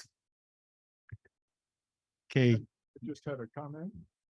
I see Pelin has her hand up. Okay. So why don't Go ahead. Yeah, thank you. I just want to ask, in that workshop, can we bring all the questions we are receiving from people who live in our district? For example, the last question I received, if there is any plan to create transportation to downtown. If people want to do shopping, if they want to go and do things because it's kind of far away, and if people don't have their own car, questions like that. And we can answer all the questions all together in our August meeting. Is it possible? I would say not only possible, but it would ideally, we could get them all in advance. So we could organize. Okay, great. Yeah, Organize topics by what people are interested in talking about. perfect. Yeah, thank you. Thank you. Ellen, it looks like you're in the airport, so good luck. Thank you. Yeah, thanks. So, I just wanted to clarify that I have no interest in micromanaging the process. What I'm most concerned about is just communication. The more frequent communication, the better is the outcome. My 50-year career in housing and trade publishing had to do with remodelers who all make the same mistakes. They can't estimate, they don't show up on time, they don't finish on time, and they don't communicate. They just don't let you know what's going on until it's all done. And that's a problem. We can't manage that on a project of this scale. So I just would like to find a ways where the council could at least be informed of progress in a more frequent fashion. totally fair. Lauren, Sorry, trying to get off mute. Yeah, I mostly just want to echo, I'm really glad that we're going to move in this direction. I think it's been hard each meeting to try to have the kind of discussion that it sounds like we're going to set up, which I think will be really helpful at just laying out a bunch of these issues and ideas. It's like in the interest of making sure that we're keeping everything moving and taking the actions that the staff and consultants wants us each time. It has felt like it's kind of precluded the kind of conversation that we're now queuing up. So just echoing my gratitude that we're going to take this. great. Any further discussion on the motion? Hearing none. All those in favor signify by saying aye. Aye. Aye. Aye. Anyone opposed? All right, we have adopted the actionable plan. Thank you. Yes.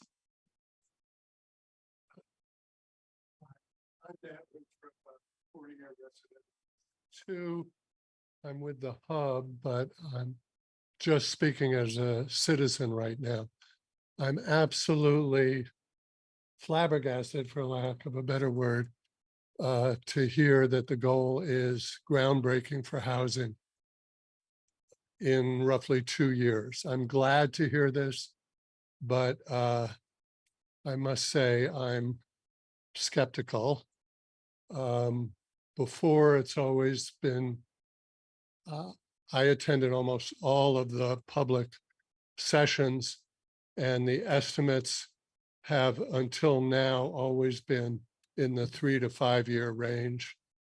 And I've heard several people speculate about it's really likely to be closer to 10 years when there's a groundbreaking. Now, one thing that I did not hear that I expected to hear tonight was an RFP or some sort of process to hire consultants for phase 2 of this process. Phase 1 is now complete, my understanding. So is it going to be White and Burke again for phase 2? What might that look like? Or is there going to be an RFP that goes out for consultants? So those are all actions that need to be taken that are in the list and the things that we need to lay out for decisions. So I don't think we're prepared to make those decisions tonight. Not before when? August? Well, maybe, we were thinking of having it by July. We didn't know if the council was going to approve this tonight, so. Yeah, so our discussions we've been having is that as staff, we were going to be sitting down in July. Once we had this definitively closed and the project planning step over, we could start laying out and that walking back. All right, we're gonna put the stake in the ground. This is where we'd like to be able to break ground and work our way back. We had conversations earlier or late last year that maybe we could be breaking ground in 2024. And again, but the reality is probably going to take longer with the number of hurdles that are still sitting out there. And I have heard people say, 3 to 5 years or longer than that. And a lot of that, I mean, frankly, it happens when you don't have good organization and good process about working through public projects. That's what takes longer. And, I have some experience doing this. I have some experience getting these things moving and keeping them on track. And we'll see how this one progresses, and see if any barriers come up. It's all going to be depending on what gets thrown in front of us. As we saw with parking garage, it takes one lawsuit, and there's nothing any of us can do about that. So, but yeah, regarding phase 2 contracts, we're going to be sitting down to have that conversation of what it's going to take. Phase 1 was done under the umbrella of White and Burke, but we actually signed 3 separate contracts. We expect phase 2 is going to probably be very similar. We're going to be signing separate contracts, and we're going to decide we need more engineering work on the roads, and we're going to have a conversation with you. Do you guys want us to invite VHB to continue as our engineer for the roads and the utilities? They're not doing the housing. They're looking at the roads and utilities and those types of features. Will we bring on White and Burke for phase 2? It's an open question. They're the experts in TIF. We're going to need TIF, but there are lots of these questions, and these are the questions we're going to have to be bringing back to you guys. And as we said, we're going to be pulling them together, and August will probably be a big opportunity for us to go and lay out a bunch of these to say, all right, we have a number of these decisions. What's the path we want to take to get us to that next step? Thanks, Mike. Okay, it's 8:17 p.m. It is time. I think this is a good time to take our 10-minute break, and we'll reconvene at 8:27.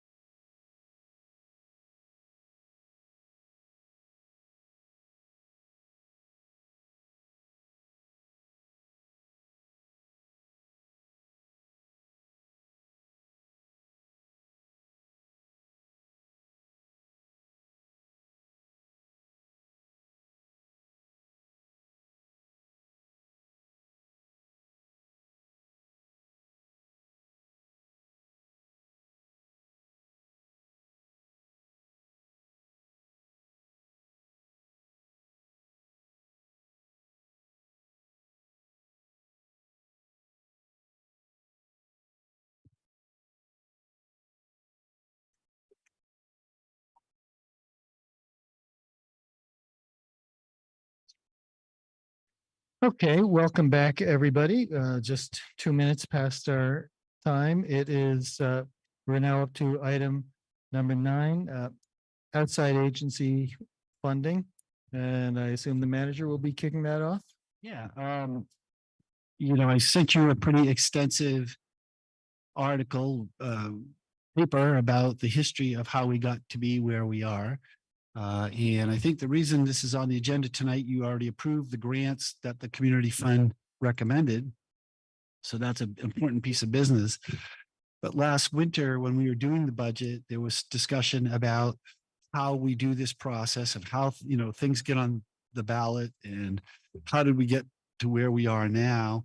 And the council at that time said, and we had basically just taken the prior year's approved budget number, put it in the budget, and allowed the 2 agencies to go onto the ballot, even though they had increases because of COVID. And I think there was a sort of, well, what's the rationale behind this? So we said collectively that we wanted to talk about it again during the summer or some point when we didn't have budget decisions facing us, and it seemed like it made sense to do it the same night that we approved the funding. So I've outlined for you the history of how we got to be where we are. I'm happy to answer any questions about that and gave you a list of my thoughts on it, but really there's what you think is what matters. Okay, anybody on council have any comments, any thoughts to start out with? Obviously, the easy thing would be to just say, well, it's working, we'll keep doing what we've been doing. But I don't want to foreclose discussion that anyone might want to have.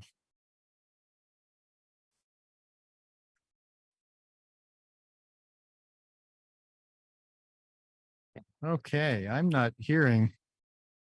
Seems like it's Go the ahead, kind Tim, of, yeah. sorry, Jack. It seems like the kind of issue that more experienced counselors who have been through this cycle would have better feedback.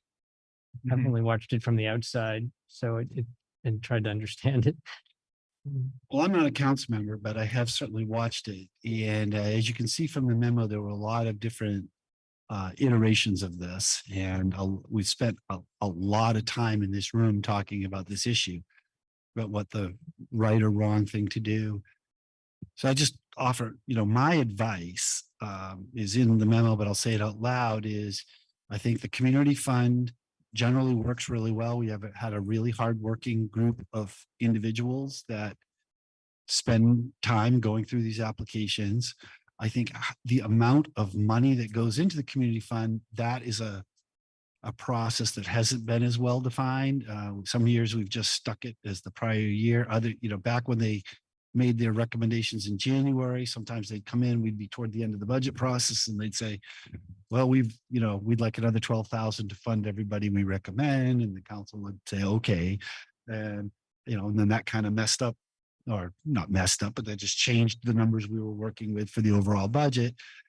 And so I think some clarity about how we reach the amount of money that goes in. And I think the only way that can really work, because you can't predict way in advance what it's going to be, would be to actually ask that group to make a budget recommendation or request at the same time everyone else makes a budget request. And then that can be viewed, they can give their reasons. We had, $270,000 worth of applications this year.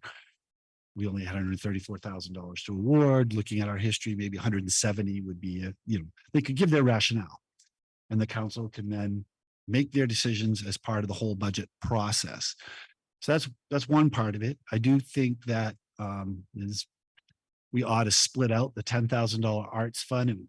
It got pushed in when this was created, and I don't think it's ever really been a great fit. I think the community funds worked really hard at trying to make sure they fund arts things, but giving them a set number of this is for arts, this is for community services, and then decide whether it's that group that does it or Public Arts Commission, or go back to the system. I used to run a group that did it. I don't really care, but just be clear that these are separate pots of money for different purposes. And then I think And then I think the last question is really the one that we get faced with. It's interesting how much airtime it takes, but is about these items that go on the ballot, the library. And at this point, it's really CVHHH, who, I mean, so the longstanding library policy was, if you're asking, we'll put you on the ballot if you're asking for the same amount. If you want more, you petition to go. And essentially that became the policy for Central Vermont Home Health. They asked, because they petitioned, they didn't use the community fund. And last 3 years, because of COVID, they've asked not to petition for health reasons, understandable. And I think the main decisions we have to make, whatever we make, is if we make a decision now or by August or something, that the rules are clear for all the players going well in advance. So you don't, you still may find someone pleading a case in here, but at least, we can say we gave you a lot of notice about what the needs are going to be. So those are my thoughts on this. The committee does such thorough work. I mean, and that was one of the things, is that we wanted to have a hands-on approach to what the organization was actually doing. But when I looked down the list, there were 10 that asked for over $10,000. And to me, those groups should have to do a petition. I don't think they should be part of the community fund. The community fund is, I know that's what I'm proposing for the council just to think about. We don't have to decide tonight, but I do think these larger groups in the library and home Central Vermont Home Health and Hospice is similar, but there are others here that are some that we would probably support, like Just Basics or the Teen Center. I mean, like, that's ours or not. I don't think it's a matter of the community fund to decide. That's all. Thanks, Carrie.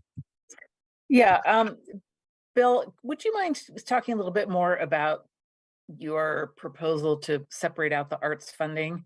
I know that it used to be separate, and it's been combined, and what's the rationale for that? I think the rationale is only that you're sort of creating a situation where people are applying for one, you're kind of comparing apples and oranges in the same pot of money. It could still be done by the same board. I think just being clear that we're setting 10 for arts and everything else for community services. I could care less really who then makes those decisions. It was more because at some point you're asking the same board who's looking at $270,000 worth of applications to decide whether an affordable housing project or a shelter project is more than more important than a public arts project. And so if we think funding public art is important, then we should just separate it out and call it that and say that's how much goes to that and everything else goes to something else. That's my thinking.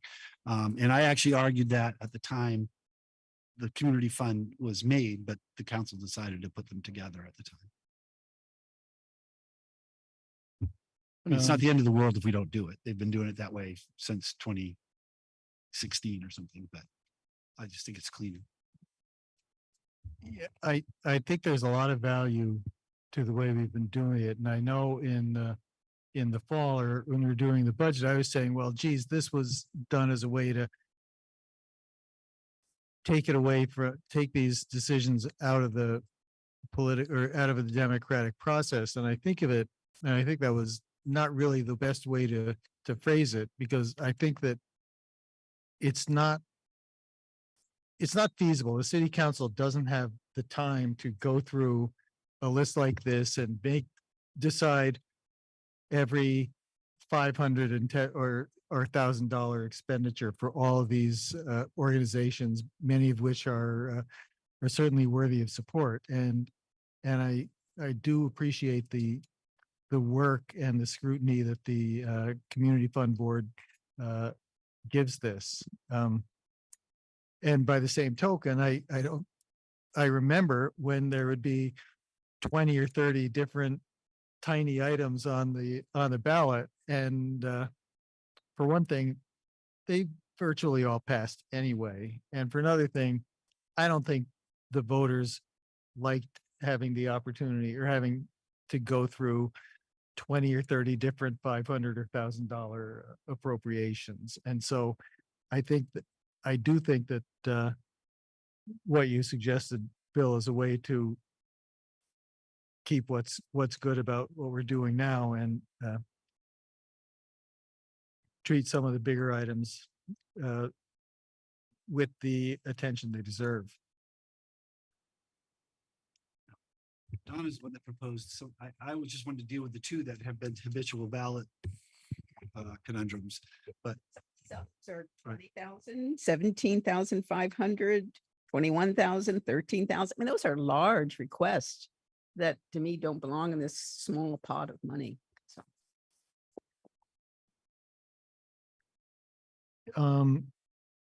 We're probably not at the point to say, here's our policy and we're going to vote on it.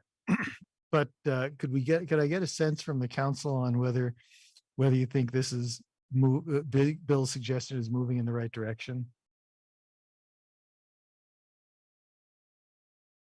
Nods, thumbs up. So. Well, not really having had any experience with it. Certainly the board sounds like a good approach. I mean, a long list of things on the ballot. People have no way of evaluating any of that stuff, and to put it in the hands of a responsible citizenry, right? People volunteer for this work. I'm sure they do a conscientious job. I think it just makes sense. I imagine that the library is almost always successful. Oh, yeah. In getting their petitions and in getting their increase passed, right? So maybe, maybe we just put them on the ballot. I mean, I'm really telling you what has happened in the past. In fact, for a long time, if you go through the history, there was a period of time when the library was in the city budget. Then there was a period of time when the prior year's library was in the city budget, but the increase was on the ballot. And then the next year, and then at some point, the library budget got so big, and I think the city council, and I kind of agree with that, said, you know what? It's not a city library. It's a public library. It's really just between the voters and them. It's really, we're not. And so the council just said, we're going to put their entire budget on the ballot. And the only attempt at budget control that they exercised was, we'll make it easy for you if you don't increase it. You can just put it on. If you want to go up, then you've got a petition. But that was a choice, and that's the same as Central Vermont Home Health and Hospice. I mean, and they're certainly a little different than the 450 or 500,000 that the library is. I mean, I think you could split those two and consider them in different categories, particularly if Donna's idea of everything above a certain amount has to be petitioned. Then that captures CVHHS, for that matter, may capture the library too. I don't know, but I think my own opinion is that you'd be within your rights to sort of have one set thing for the library. It is our public library, even though it's a city library, versus other agencies. I don't think that they necessarily have to be grouped, but often they have been in this conversation. And as far as your suggestion, Donna, maybe we should ask feedback from the board, what they think about that, and get.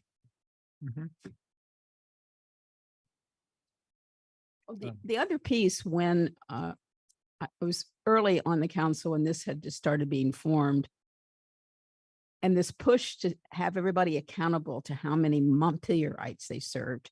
When the library last gave us their numbers, our percentage of money totally outweighed our percentage of users. So yes, it is our library, but their actual users are more non-Montpelierites than Montpelierites. So it's just hard for me to have that standard when somebody comes for 5,000 or 500 versus this huge library. Yeah, that's all.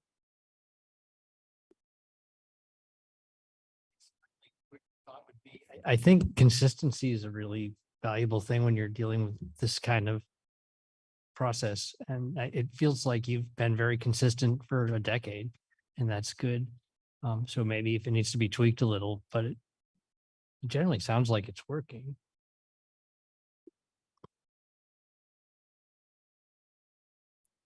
Carrie. Yeah, I agree. I think it is working. I think that the suggestions that Bill has made, the one is to keep the community fund process in place. I think that's a good idea. Reaffirm the current award schedule. I think that's a good idea. Clarify how the budget funding is established. Inviting the board to request an appropriation in November with other budget requests. That makes a lot of sense. I think we should do that. And as far as clear policy about the library and the CV, the home health and hospice, you know, I think that they're two different things, and the library feels to me more like I want to be able to be sure that we're going to provide funding to the library because it is a public library. Home health and hospice feels a little bit different. I don't feel a great need to change the policy that was in place. I would probably approve if we did change that, but doesn't feel urgent. But I don't, you know, I wasn't in favor of giving them the exception to the petitioning last time around. So I agree with consistency. We got to make everybody follow the same procedures. But the question for me is about the arts funding. I think Bill has a point that they're sort of, you know, arts compared to housing. Maybe housing is always going to win out, but I think so. I think the question for us is, do we want to guarantee that there's a certain amount of money available for arts? Yes or no? And then if so, then how do we make sure that happens? And that's a question that I don't have a clear answer for yet, and I think needs a little bit more discussion. That is 100% a policy question for sure. Yeah. Yep. So where are we?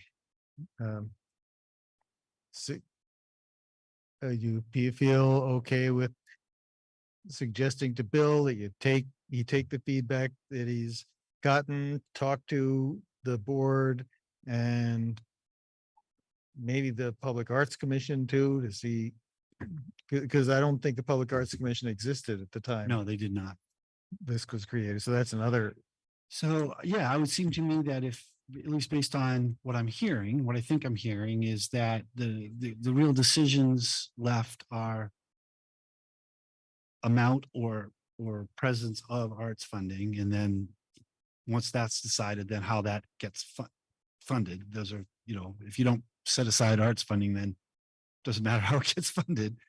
And then the second is the petition versus, you know, library and everything else. So, I mean, it sounds like everything else is okay. So maybe what we can do is, and then the idea of maybe asking the larger ones to petition. So maybe we could put those questions on the next agenda, just narrow it down to those and get input from all of the next, well, either the next agenda or the July 20, I'm just because of the holiday week and everything, but see if whenever we can get enough feedback, one of the July agendas, and then just walk through those decisions, and the council can make your decisions, and then we can communicate to everybody what it's going to be.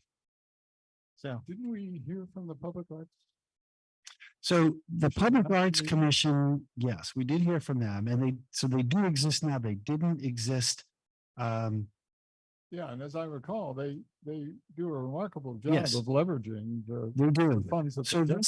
this 10,000 is specifically for small arts grants to the community. It's not for us to do arts projects. It's for people to apply, whether it's for a public art piece or a performance or those kinds of things. They typically, I think, limited to $1,000 or maybe $1,200. They're not big grants, and they're just meant to kind of have some public art in the community. Now, it was 10,000, 20 years ago when we started, and it's still 10,000. That's another question. But so before the community fund, there was actually a committee of, it was me, folks from Lost Nation Theater, Onion River Arts Council, if anybody remembers those, Montpelier Live, and I think the curator from the city hall, because those people all got money elsewhere.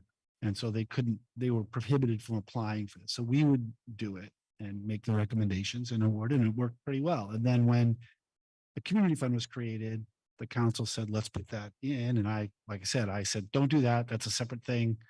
They're not but they did. And so that's what's happened. So since then, the Community Fund Board has been making, people, arts people still apply to that and they get some funding from it. And I just don't think there's a hard line that says this much goes to art. I think they just try to balance it. And so that's kind of the history. So A, should we fund arts grants that way? How much should we fund it? And then last question is who manages it? And so. Carrie. So to clarify, the Public Arts Commission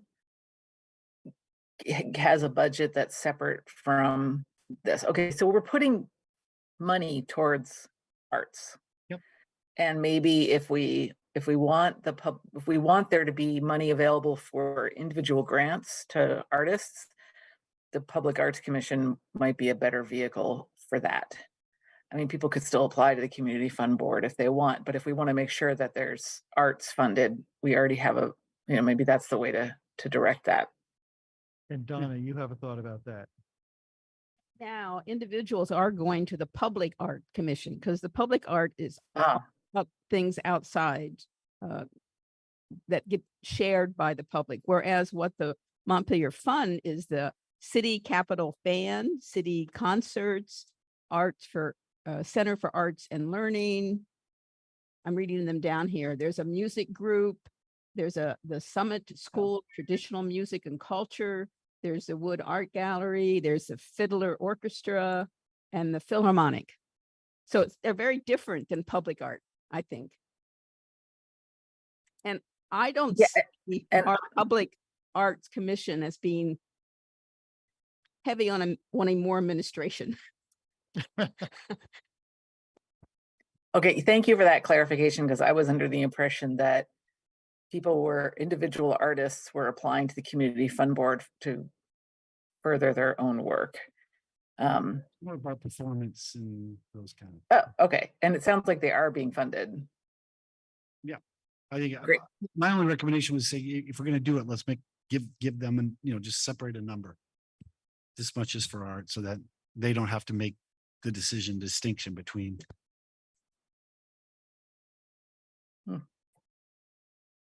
Or not, or maybe just leave it as is. That's also fine. Nope.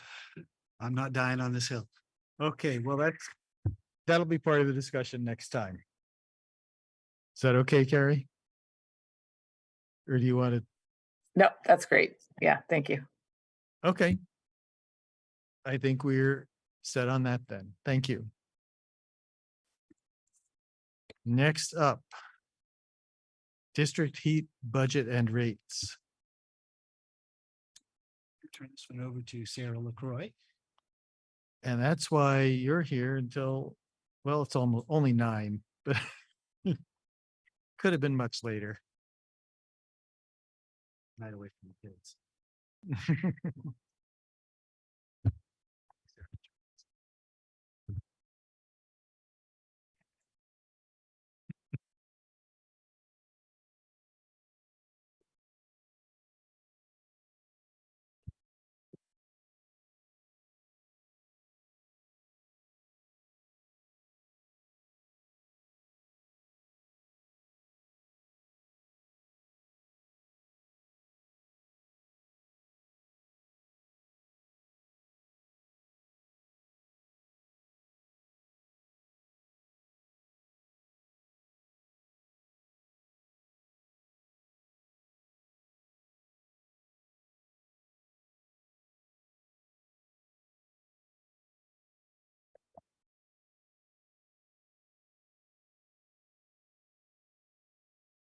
Sorry. Hi, I'm Sarah LaCroix, the Finance Director, and this is going to be a pretty brief presentation on district heat, its budget, and its rates for fiscal year Share screen. 2024. Is it not shared?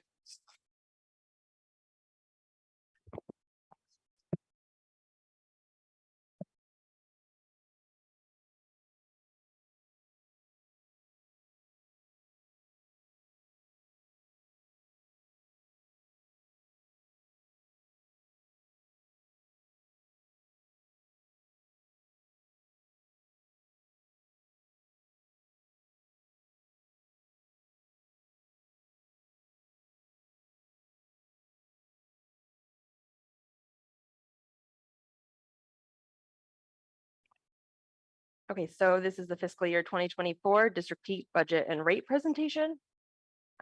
This first slide basically outlines the customer agreement.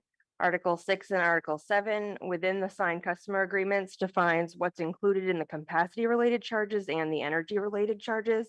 It also provides a timeline that we're required to provide an estimate of the cost to run the utility to customers, which is by June 15th each year, and the rates are supposed to be set by June 30th each year.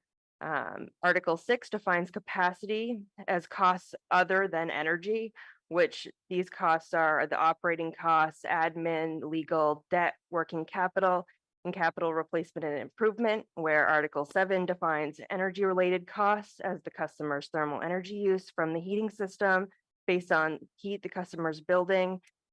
This is based on metered flow. The energy-related charges are from the state of Vermont and the city for consumption of fuels, including but not limited to wood chips, oil, natural gas, and purchase of thermal energy. And just to touch back on the capacity charge, this is allocated to each of the 17 customers based on their maximum thermal energy demand during any 15-minute period throughout the 7-month heating season.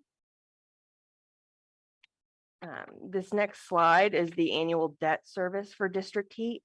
It's made up of 4 different loans. For fiscal year 2023, the debt payments totaled $190,000. It's estimated that for 2024, the debt payments will be approximately $187,000. This slide is a presentation of the audited district heat financials. It recaps the income statement. For each year that district heat has been in operation, this utility operates at a loss annually. At the end of FY22, the loss for that fiscal year was $150,675. FY23 is not yet available because the year is not completed, nor is the audit. So we just don't have accurate numbers to provide at this point. But we would anticipate that it will also end in a loss consistent with prior years. The main reason that this fund operates at a loss is due to the city's budgeting for debt service instead of for depreciation. Debt service, as I mentioned before, is $187,000, where you can see here depreciation is $325,000. So we're doing this in order to keep the utility affordable to the users. Best practice would be to budget for the higher of the two, which would help you build a reserve and keep the fund from operating at a loss. But at this point, that's not something that would be reasonable to do for the end users.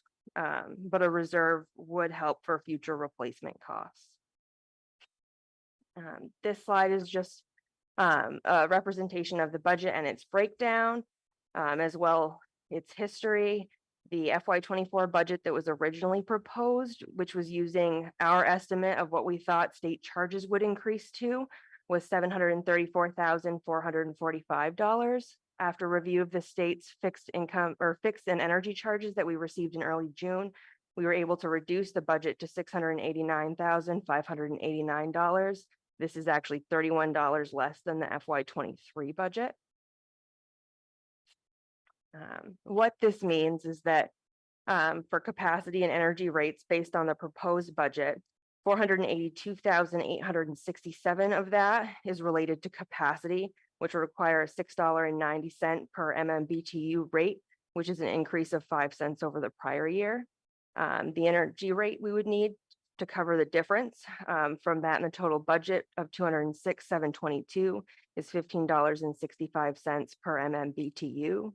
And as I mentioned before, these states are reflective of the state's projected operational costs, as well as the Evergreen capacity study that we had performed for the FY23 usage. This slide is a spreadsheet, and it basically it shows the capacity in MMBTUs for FY23 and FY24 as it's allocated to the customers, and then how that is relates as a monthly cost for both FY23 and 24. So I just wanted to show the comparison and how the deck shuffles based on peak capacity that's allocated to each customer. So basically, to wrap this up, my recommended action for you is to approve the district heat budget in the amount of $689,589 and and establish a district heat capacity rate at $6.90 and energy rate at $15.65 for fiscal year 2024. Thanks, Sarah. Do we have any questions from council members?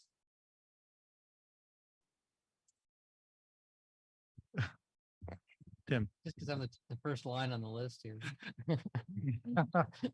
Sorry. Yeah. So we're doing $150,000 a year loss for this. In terms of the debt service, is there a point at which you see where it will catch up and be okay? Or do we just need to add more accounts and get more people involved to make sense of this? Yeah, so really what we need is to add users to this. And we are pursuing new customers, and we are talking about a snow melt system, which would take a share of the capacity costs, but until we can add more users, we can't budget for more expenses, or else the share just increases the cost of the current users on the system. And to be clear, Sarah is giving the absolute accurate information that from an accounting perspective, it's operating as a loss. From a cash perspective, it's basically breaking even because we're not spending $325,000 in depreciation. We're only spending the debt. So I just want to be clear that we're not actually losing cash every year. We are not. We should be budgeting just depreciation. So it's a fair, accurate. But I do want to just, for those that are Sorry.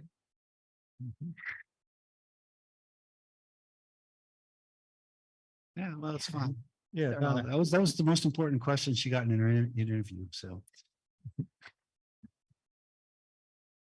Don't really understand the Evergreen report. So could you sum up their recommendations? So Evergreen Energy is the consulting arm of the St. Paul District Heat System.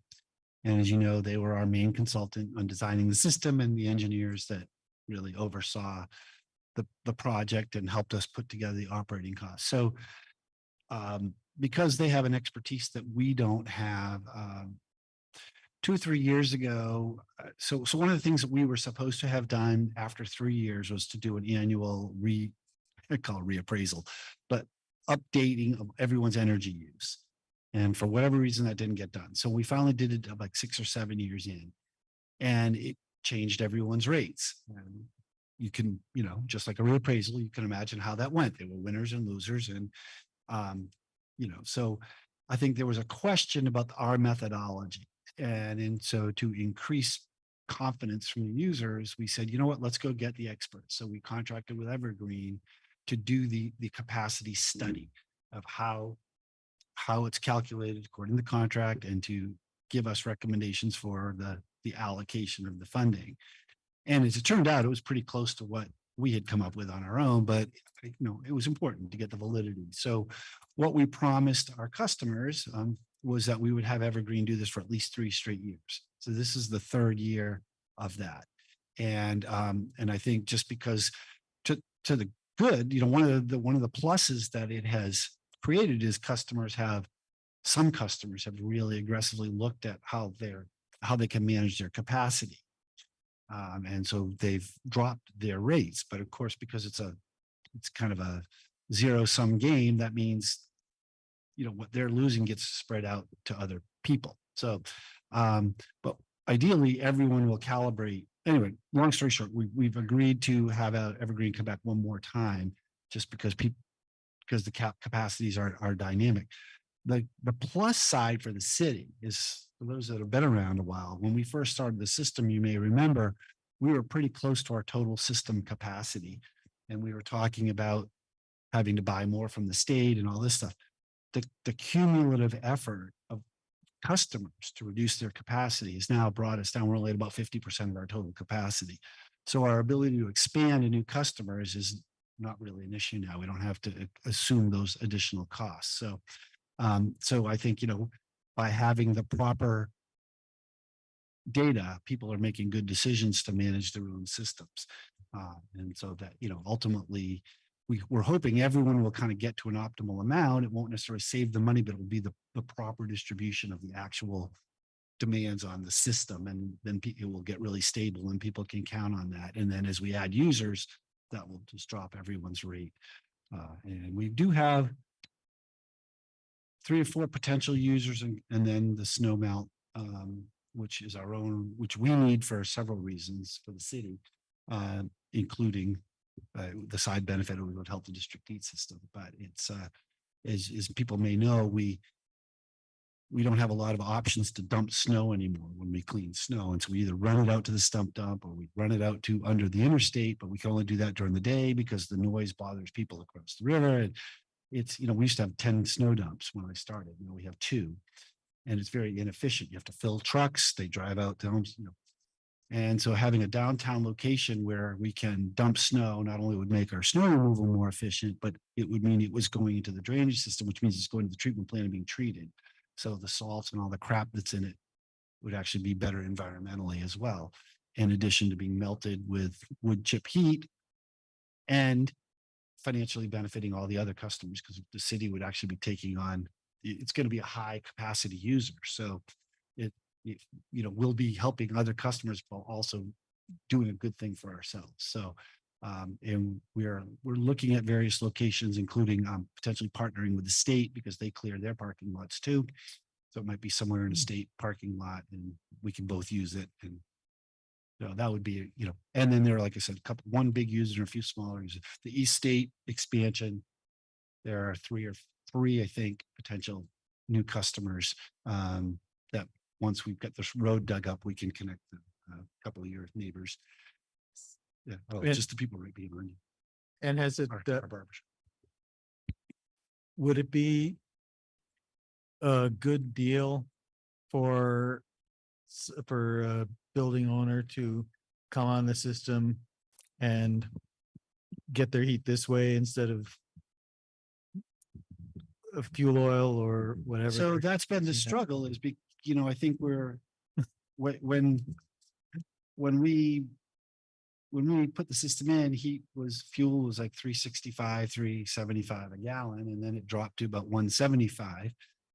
And so wasn't a good deal, quite frankly. I think it's getting more competitive, and the more users we can, the more users we can put on, the lower that cost will be, and the closer to oil it will be.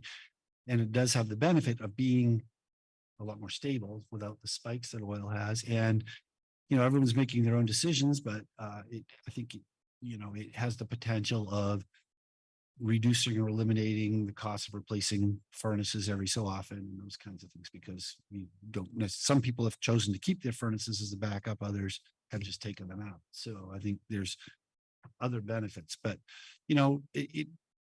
right now it is a little more expensive than just calling it like it is. But with these users, we think we can get it back. I mean, I don't think we're ever going to match $1.75, but at a more reasonable oil price, we can be competitive. Okay. Anybody else? And I'm not seeing anyone on screen. It looks like we may have dropped to both Councillor Cone and Hurl. Lauren texted me. Carrie's still on. Yeah, Carrie's still on. Lauren texted me to say that she was just about out of power on her phone, so we probably lost her. So Colin's flight might have gotten called. yeah, that's right. I hope so. I hope she can be on the plane on the way back. Yes. I'll And the make that budget, motion. the budget and the rates. The budget and the rates. Thank you. That's what I was looking for. Exact word. Budgets and the rates. Yes. I just don't have it up here, so I can't read it. And is there a second? Any further discussion? All those in favor signify by saying aye. Aye. Any opposed? All right, we have adopted the budget and rates for the district heat system. Yeah, thanks. you. This is very good. I give hats off to Sarah. This is a pretty complicated thing, and she came in the middle of it and has really put a lot of sweat into this to understand it, and now speaks as intelligently as any of us about it. So good work on her part. Okay, let's move to council reports. start at Tim's end this time? Nothing. Sal? Just that the Energy Committee, of course, is engaged in trying to help attract new customers, and they're looking at some things that help to reduce the the initial setup costs, that sort of thing. So and as well as the keeping an eye on the melt project, which has some good potential. So this situation may get better. With the melting project, if we were to get the state in on this, would we charge them to dump it on our land so that because they would be using our heat to do it? Possibly, I think it also might be one of those things that if it's on their land, maybe they allow them, we'd have to work that out, how that would work, or maybe there would be a way to figure out who's dumping what and who's paying what share of it. I don't think we've gotten that far yet. It's really been, hey, we think we need this. We were actually looking at it in the parking lot out back here. I thought. And there's some technical concerns with that. The line that runs through to the police station may not be big enough to handle the capacity needed. So we started looking for other locations and said, well, hey, maybe the state would be a good partner on this because it's downtown and we have common needs. So it's really just been would you like to talk about it? Yes, let's talk about it. That's Gotcha. as far as we've gotten. So I don't know what Okay. that end decision would be. Cool. Carrie. Yes, I am on the Public Restroom Committee, and I just wanted to report on what's going on there. So we've been talking about how to meet the immediate need for public restrooms, and kind of following the principles of let's try to serve as many people as possible and use what we have as much as we can. And so we asked the staff representative who was with us to look at what it would take to keep the city hall restrooms open on kind of a trial basis just during the day on weekends. So they're already open during the day and in the week. They're often open in the evenings if Lost Nation is here or if there's a meeting or something like that. So let's just see, what does it take to just have them open during the day on Saturday and Sunday, and to try to we were given a budget of $180,000 that it would take to keep them open 24 hours a day all week long. And that was assuming a full-time attendant on site at all times other than during during business hours. We thought that seemed possibly excessive, and maybe there were things we could do rather than have somebody actually, sitting outside the bathroom 24 hours a day, something that might serve as deterrence to vandalism, which is from what we understand from the city, is the primary concern.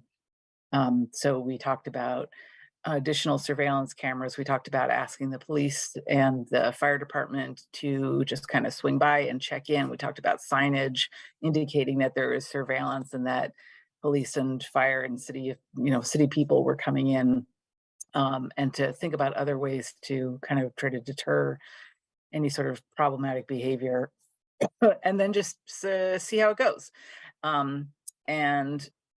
So we're hoping to hear back from staff about what that would take.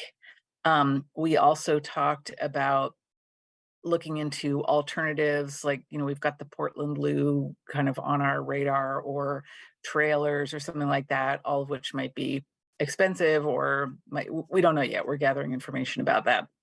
But we kind of had this priority of getting something in place as fast as we can. And we've got porta potties, which is good for now. We did hear that there is a plan to keep at least one set up over the winter, probably behind the rec center, which is great since they can't stay behind City Hall or behind the senior center, which is where they are now. They can't stay there because that's where snow gets dumped. So we could at least have a porta potty, but that doesn't allow a place for someone to wash their hands. And, obviously they're sort of gross. So it's not a great solution, but it is something. It is something that's available. We also have, I think you might have heard about this already, but there's a list and a map of all of the restrooms in town that we know of that are currently publicly accessible. And Montpelier Live has printed that out in brochure form, and it's being distributed to at the transit center and the tourist center of the state and City Hall. And hopefully it's going to get into the hands of outreach workers who are working for Good Samaritan, so that unhoused people can know where they are, as well as I think we're going to have them all on Google Maps pretty soon, so people can just search on their phones to find a public restroom. So there are things happening in the public restrooms in Montpelier realm, just to reassure everybody about that. And more will be happening soon. That's Great. it. Thank you. Much. John? We just had a recent Regional Planning Commission Transportation Advisory Group.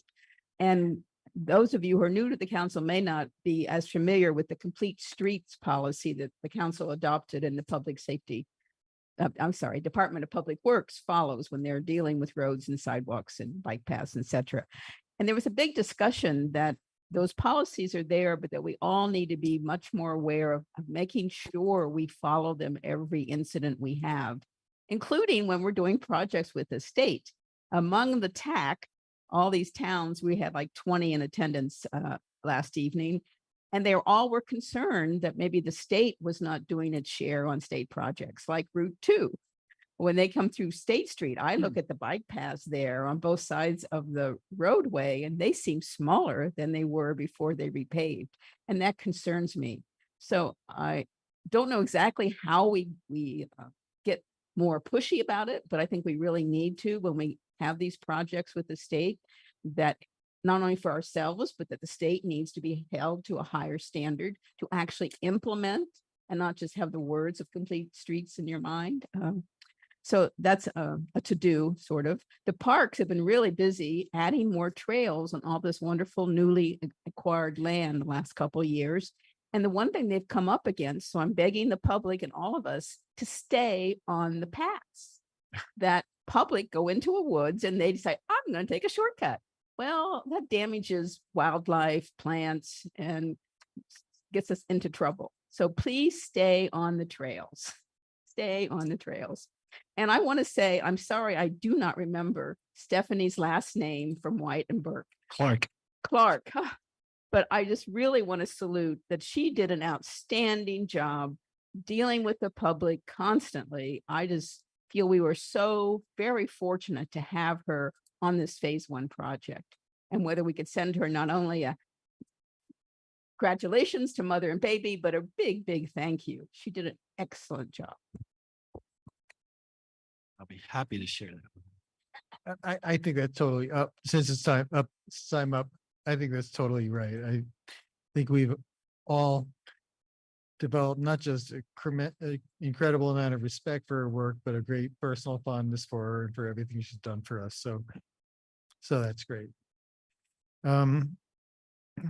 Mayor's report, a couple of things. One, I did take the time to look at the ordinances, and we already have an ordinance that says that bicycles are not allowed to be operated on sidewalks in the downtown area. And I assume, I don't know if there's a definition of bicycle in the ordinances, but I assume that that applies to electric bicycles too. It does seem like enforcement is a good idea. The other thing is July 3rd is coming up on Monday. And get out there, enjoy the community. I think it's not going to be raining all day. Can't promise good weather, but get out there to the parade and to the events downtown. And that's all I've got. City Clerk. Oh, but there's something you told me to remind you of. Oh, my God. Oh, yes. Just wanted to note the passing of Catherine Simpson, who was a longtime justice of the peace and, an active person in the community. I only heard about this very recently, and the process will begin to, replace her in the ranks of the justices of the peace. But she's just been absolutely wonderful to work with and to talk to for many years now, and she's already very missed. Yep, I agree. As I've been for years, the chair of the Montpelier Democratic Committee and tried to recruit people to get on the ballot for justice of the peace. I have always appreciated it when people were willing to get on the ballot, who are also going to be willing to do the work and come to all those meetings and work on the tax abatement appeals and everything else. And Catherine's willingness to do all that was definitely appreciated. And I'm hoping we can find someone who will also do that. And city managers report. Just have a couple things. I hope everyone has a great holiday. With regard to July 3rd, just to the point someone mentioned the weather, I would note that our emergency folks are planning with Montpelier Allow. Some may recall a few years ago, we did have lightning, and we did have to call it. And so we are going to leave that in the hands of essentially the emergency management people, the police chief and fire chief. So just that's who to yell at, I think. If and obviously I'll be consulted in Kelly, but at the end of the day, so I think that's just, hopefully we don't have that happen, but we also can't have 10,000 people downtown and dangerous lightning going off. So watching that closely. Hopefully that won't be the case. A couple things about the bikes. We talked about those a little bit, and I think that I didn't want to belabor the conversation, but I do think one complaint we get a lot is bicyclists not following rules, running red lights and those kinds of things. And so perhaps we can ask the committee to, as if encouraging people to stay off sidewalks, is also to follow the rules. Obviously we want safe biking for everybody. And the reason I asked Corey to repeat the path is I just want to be clear. We're taking out the parking from Main Street to the rec center on that side of Berry Street, putting in, and it's a great plan, but we're going to hear about it. And I want to make sure that everybody understands loud and clear that that's what we're doing, and that it was spoken, asked, and repeated. So that's what that plan is. So Those two things can't be in the same place. exactly. And so obviously we're gonna have to do some outreach to the folks that are going to be impacted by it, because again, we had a very extensive process, an excellent public process, maybe in 2017 or so, 2018, something like that, which decided these things. And here we are at 2023 doing it, and people forget. So I am sure we will remind people, but you heard it here first. So that's all I have. Hope everyone has a great holiday. Okay, and we are adjourned at 9:23 PM. Thank you, everybody. You were right.